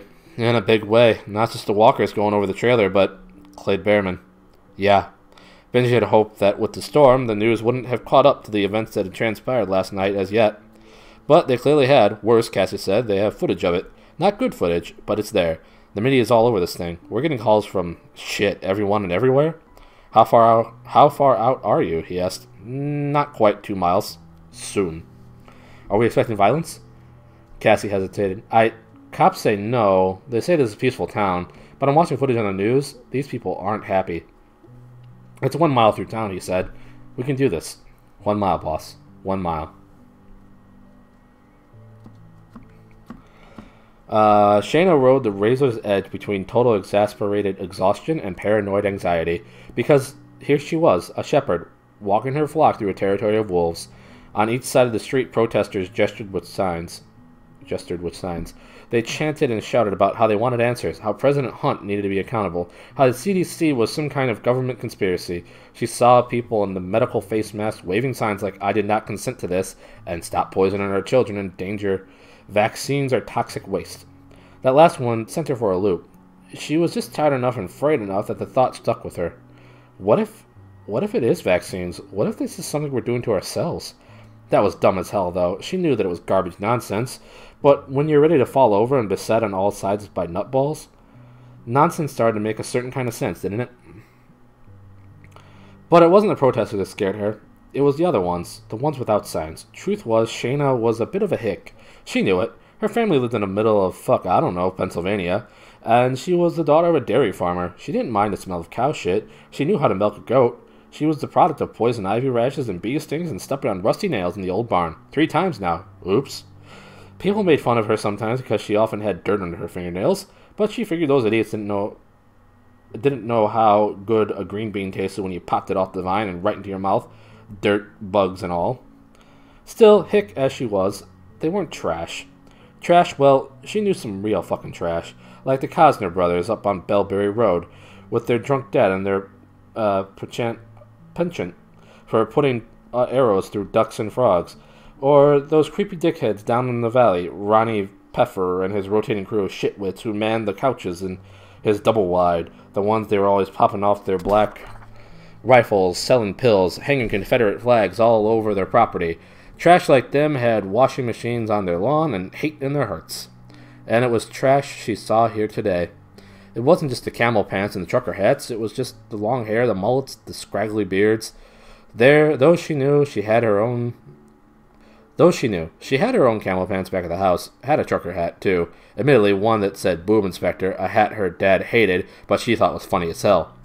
Guys like that could be hipster weirdos making their own, kombucha? Or whatever. No, with these creeps, it was more and worse. It was their Hunt the Cunt t-shirts, their shit-kicker boots, their bright white Creed Saves America baseball hats. It was their eyes, too. Mean eyes, angry eyes.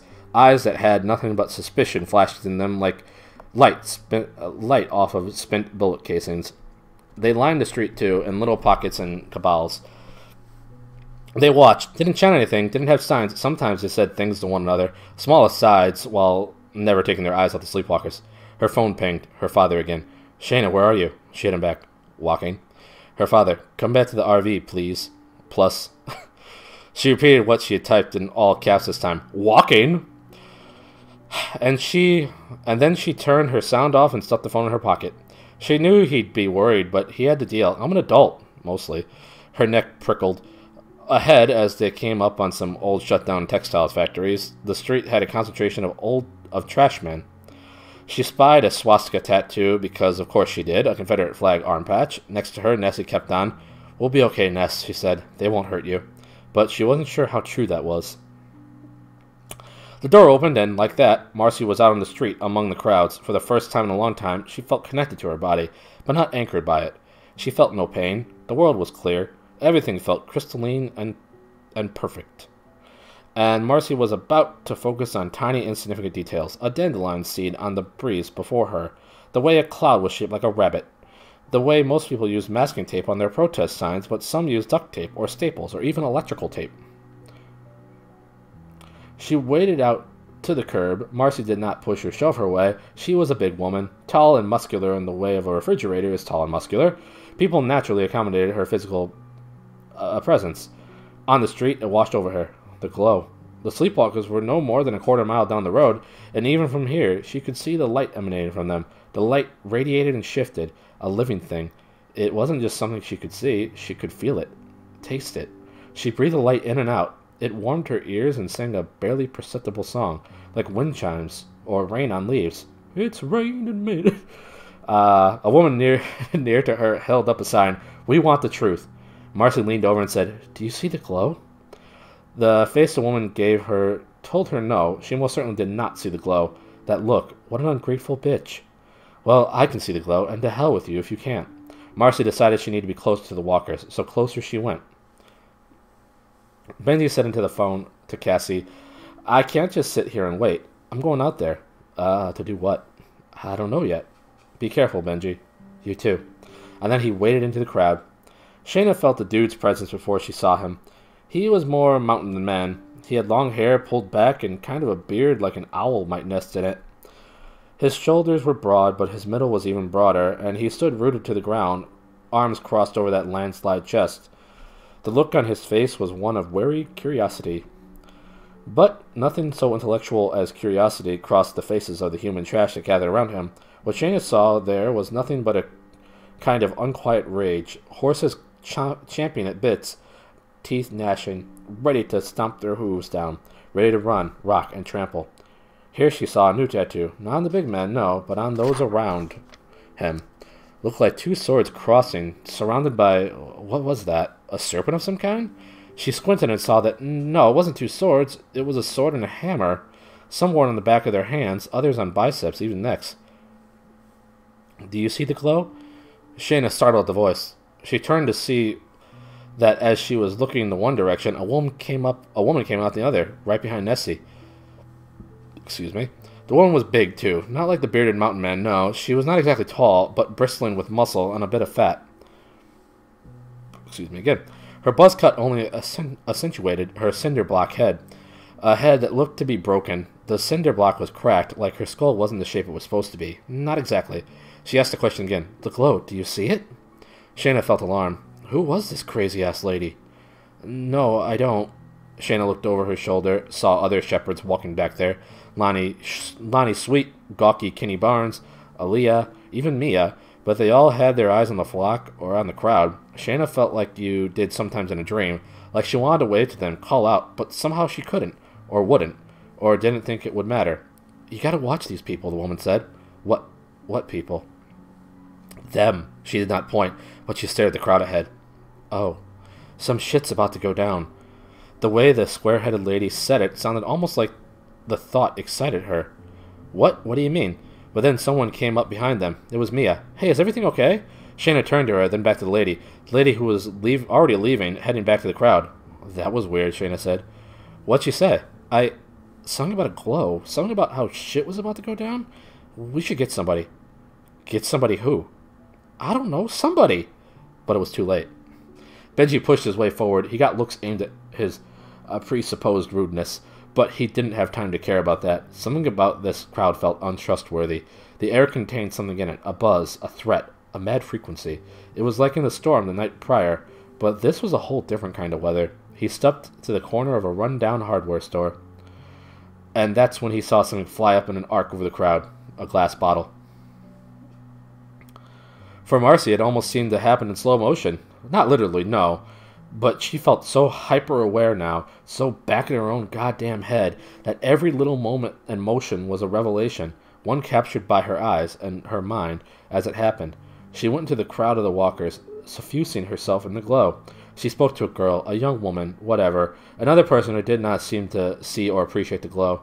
Marcy warned the girl, shit's gonna go down. Because it was. From the middle of the street, it was easy to see. You didn't have to be psychic. You just had to be an ex-cop who was coming down off of a year of having a broken brain, an ex-cop, an ex-boxer, who found herself emerging from a valley of fog to a peak of clarity.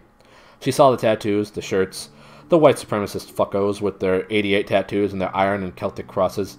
And she saw another bit of ink, one she didn't recognize, a sword and a hammer encircled by a snake. She didn't know what it meant exactly, but it was probably more Nazi white guy shit, because it was always Nazi white guy shit. Over there, across the street, there was a big fucko, too. A massive wall of a man, mean and icy. Marcy watched him, and here was where it all got interesting. He stopped paying attention to the walkers. He moved his attention to the crowd. He gave an elbow to somebody next to him, a ratty, rangy length of rope. With a ratty, rangy length of rope with pinch-shut nostrils and greasy blonde hair curled behind his crooked ears. Ratty rope left the side of the big man, and waded farther south, heading the opposite way of the sleepwalkers. Then, the big man looked across the street, and he gave someone a subtle nod. And someone, a little fire hydrant of a man with camel pants, tan shirt, camel hat, gave a nod back. That's the one, Marcy thought, and she headed toward him. It came from somewhere behind her. Shayna was looking forward, then she heard gasps behind her. She and Mia turned to see a bottle arcing through the air about 30 feet back. It spun through the air, swish, swish, and then it crashed down on the head of one of the sleepwalkers, the paunchy guy in his wife's pink bathrobe. Shayna thought his name was Arlen or something like that, and though his wife visited early on, she saw it coming a week into their walk. The bottle crashed against his head. People gasped and yelled, pointing. Shayna saw a man running through the crowd as two cops broke position, hard charging toward him to intersect. Jesus, Mia said. Meanwhile, the paunchy dude, the walker, Arlen, he just kept walking. Glass stuck to him, but then fell away. Didn't break the skin, didn't break his stride. No blood, no nothing. Then Shayna had a strange and terrible thought. What if the bottle was just a distraction? It's a distraction, he realized. While everyone else was looking at the bottle, Benji saw the gun. The man drawing the pistol was a small guy, thick camel pants, a camel hat. The weapon looked like a boxy pistol, a Glock maybe. The attacker drew it from back of his pants, concealed their undershirt and waistband. He's going to try to kill these people. Benji limped his way through the crowd, pushing himself as fast as he could, ignoring the pain. Someone's elbow clipped him in the chest, pushing him back. It was like fighting against the tide. Someone screamed. They must have seen the gun. He cried out, shoving his way forward, fearing now that he was too late too. He was too late. Too late that the guy would aim and the gun would go off, and who would catch that bullet? One of the walkers? One of the shepherds? One of his own? There. He surfaced again through the crowd and saw the man backing up, raising the pistol toward the walkers. A shape came out of nowhere, like a bull, charging, as if it was a person, and this person, a woman, slammed at the gunman like she was all arm and all fist. It wasn't just a brute attack either. She hit him, then spun him around like a top, and that was when the gun went off. He's trying to kill the glow.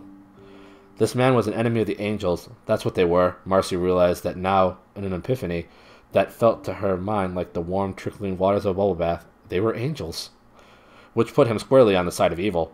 She charged him, slammed into him, whipped him around like he was a scarecrow on a loose pole. Her hand reached out, trapping his wrist against the small of his back. He tried to squirm away, grunting in protest, but Marcy was strong, so strong, and she summoned all the strength she damn near forgot she had. She slid her hand over his. Dumb bunny didn't know shit about trigger discipline. He'd drawn the pistol with his finger on the trigger, which was a good way to shoot yourself, it turned out. Her finger landed over his, gave it a tug, bang. The gun went off and his leg went limp as the bullet dug deep into the meat of his left buttock, down toward and into the back of his thigh. He collapsed and she let the gun clatter on top of him. He screamed. The crowd screamed too and surged. Panic seized the crowd and she wanted to wave her arms and yell at them, No, it's okay, I fixed it. The angels are safe now. But nobody would listen, because none of these poor fools saw glow anyway. Someone, a cop, slammed into her, and her head hit the concrete, and she thought, Please don't break me further, please? Then she tasted her own blood, and everything went dark. Only the glow kept her company there in the black. And that's the end of chapter 21. And that's about 50 to 60 pages, so we did it.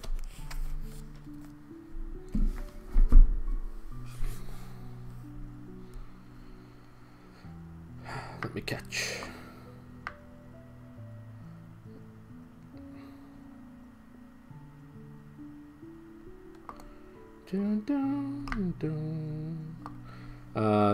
It's legit hard sometimes. Yeah, for accomplishing string. Yeah, it's legit hard sometimes when you're reading. I still always have to think when I come across the word rigid because I only read it for so long and mispronounced it in my brain for like years. Chapter hype. Okay, and then we got to some of the stuff I read. There's a Harry Potter thing where a guy frequently shouts constant vigilance. I always read vigilance instead of vigilance, so I had to think about that one too. So I don't know. Oh, nothing to be sorry about. The widow went to call. I we good. Yeah, nothing to be sorry about. Hopefully I pronounced it in a way that wasn't. Oh, I see the image of myself froze, so that's good. Haha. Whatever, not the biggest deal. Dun, dun, dun, dun, dun, dun.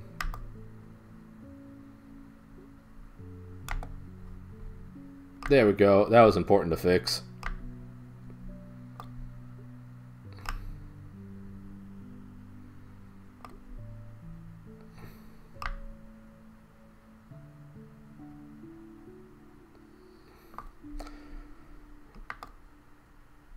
My brain was just like, all. Who else was describing chess moves recently? But it was the beginning of the page's book from earlier. Guess you're paying better attention than me. Why are there protesters in a small town like this? Yeah, when Daddy was trying to sneak out of a reading nook without getting murdered. Attempted to knick-knack. Like, would it be... I was gonna encourage it if it didn't happen when I was reading through it again. Well, like, would it be bad to interrupt? Do it. I'd have a hard time interrupting. For some reason, everyone else in my family was allowed to interrupt, but I got super yelled at if I did it, so it's hard for me. I wouldn't have minded. As long as you're not doing it, like, constantly, I don't really care. If it's, like, even mildly funny during an appropriate time, then go for it. Or if it's mildly funny even during an inappropriate time, go for it.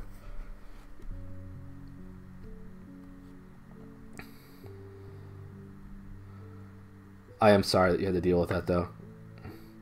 I guess I'd rather be someone who never interrupts than someone who virtually never hears a complete sentence because they interrupt so much, like my sister and brother-in-law. A few things are better, at least I'm an adult now, so I can just leave first other things. So many kinds of tape. Is the video frozen? That's me. Yeah, the video totally froze. It wasn't a big deal. As long as the audio was still coming through, that's all that matters to me. Sounds like Keegan's beard right now. Was it an actual owl, or is this big enough for one? The glow. Yeah, I get that. I was tend to have a tense relationship. You're not big enough for his facial hair, but it's out of control right now. Actual hours will be right. Ooh, video unfroze by itself. Did hear another owl the other night.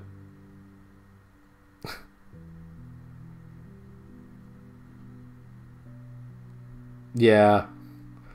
I have quite a way of saying it, I'm sure. Without even realizing it. It says, yay, it was an owl. Don't worry about putting that in my chat. I realize that this book has a lot of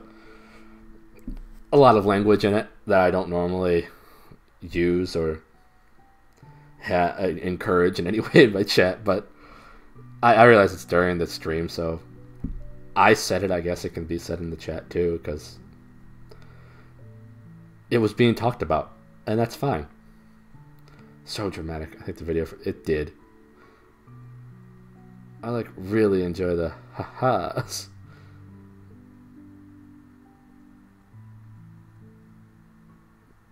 He thought you pronounced subtle with a T. Subtle? Subtle?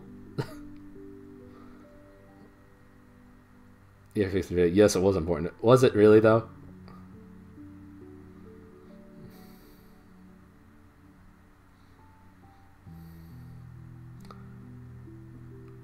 Anyone please explain? You didn't know that. Dum dum dum dum dum dum. I'm afraid to a student who pronounced the T in Castle. Inappropriately funny hype.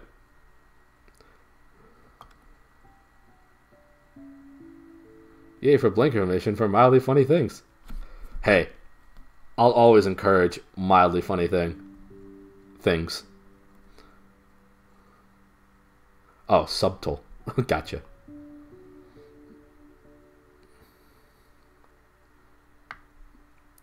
Gotcha.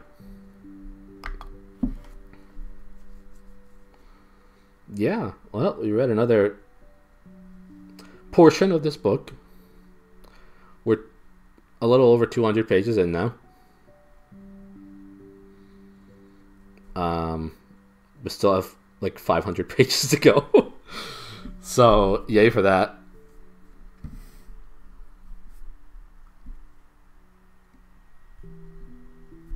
It'll be interesting. We're doing it. Yeah, we are. Oh, lots more to go. Hi, Pulse. Yeah.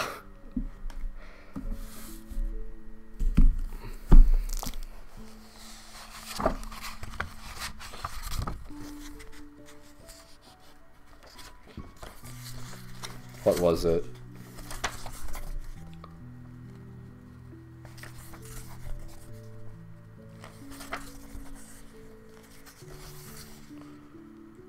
Okay, so it's about 750 pages long. Well, 780? I don't know. I don't know when like the last part ends and acknowledgments, or if there are blank pages or whatever between part 8 and acknowledgments or not. So maybe like 780 pages.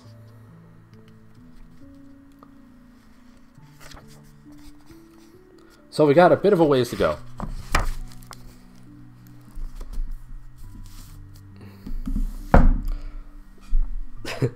Lots more of those hype. So much hype.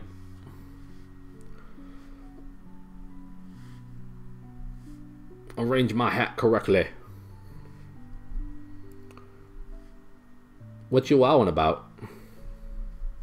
Wow. It's on like 600 more pages. It's true. Must perfect the hat. Once you're not reading the book, you censor. Yep, that's what happens. As soon as the book is closed, censoring starts. Because I'm weird. Okay?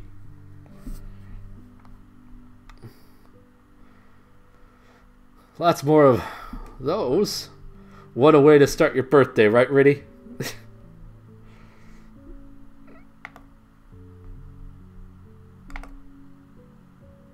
Oscar, you still here? Are we still doing the Riddy, it's your birthday?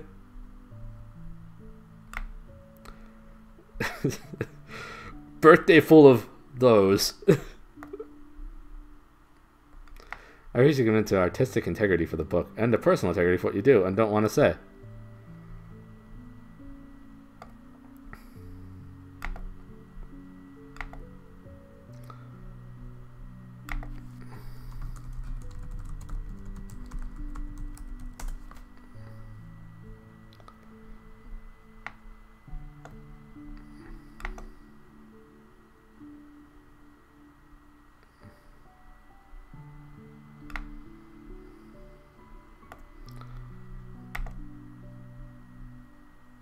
Riddy's birthday? Yes, I appreciate not censoring the Boo book. Boo doesn't censor herself, Wither. It's May 12th in all time zones in the continental U.S. It's true. Happy birthday!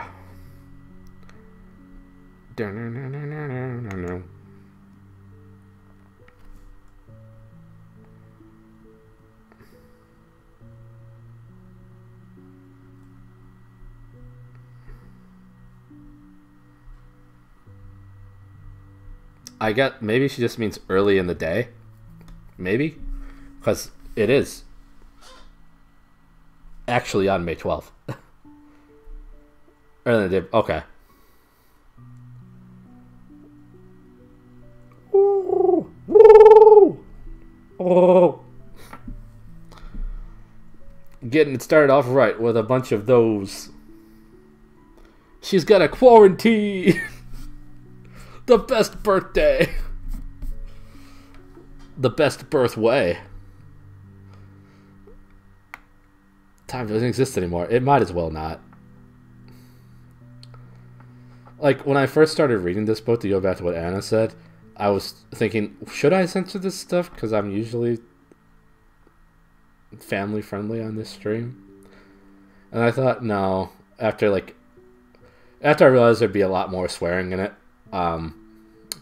To quite a unfortunate amount, and me wanting to stay true to the book, the writer and his style, I felt it was only right to read it legitimately as it was written. Otherwise, I'd be like, those Fuddruckers.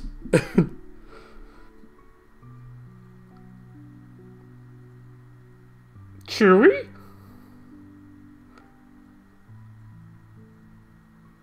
You'd be saying those a lot. I sure would. Fuddruckers. Yeah. Fuddruckos.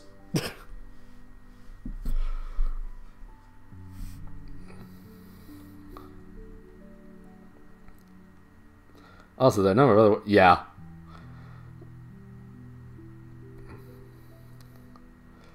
The unfortunate rhyme they have for the president in that world is also unfortunate. So unfortunate I said it twice.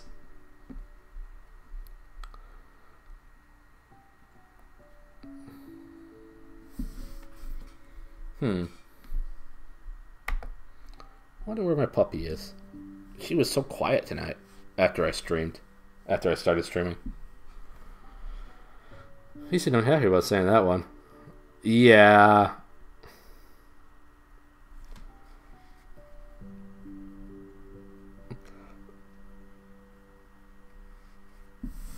It's such a word.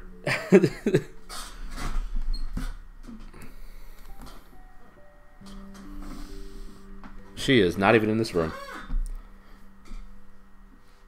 I'm sorry your stream is behind. Yeah, puppy's sleeping in the other room. Oh well. Yeah, that'll wrap it up for this stream. But she's sweeping. She's a sweepy puppy. Yeah, that'll wrap it up for this stream. Thanks so much for everybody that hung out. For the entirety of it, for some of it. Thanks to Hound for coming on in with a follow. Pleasure to meet him. Hope everybody stays safe, stay healthy. Thanks for streaming this. I'm glad you had fun. You're welcome for the stream and the reading. I know that in about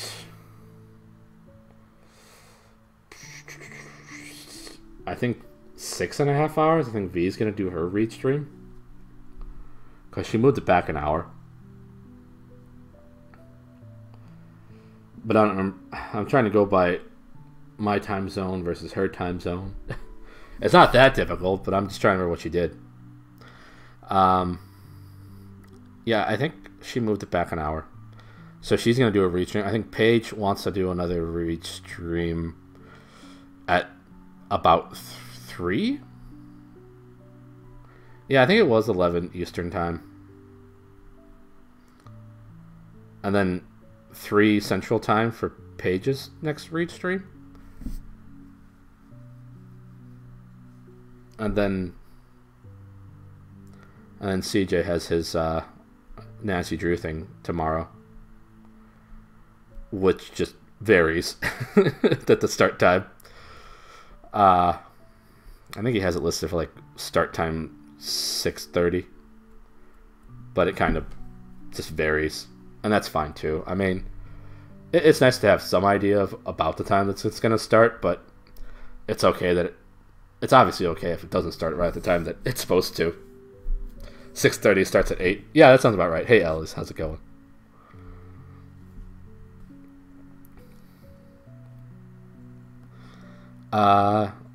Thank you for shouting her out too. She's awesome. Doing The Witcher 3. I've come for the end. But hello. You missed those. She did miss those. She didn't miss them though. Them are giant ants, based on the movies. Them. Yeah, so that'll be the end of this stream. Ants, 10 out of 10 film. That's like kind of loudly for the fact that people are sleeping. We'll watch religiously. The Religion of Ants.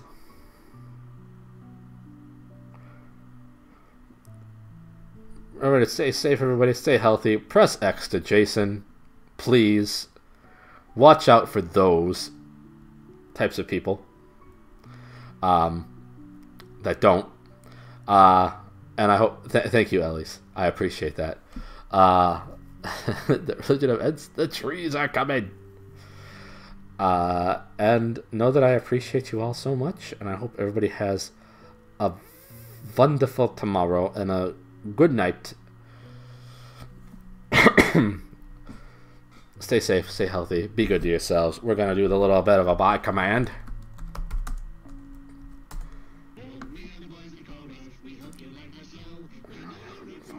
But now we have to go. Be good. See you soon. Bye.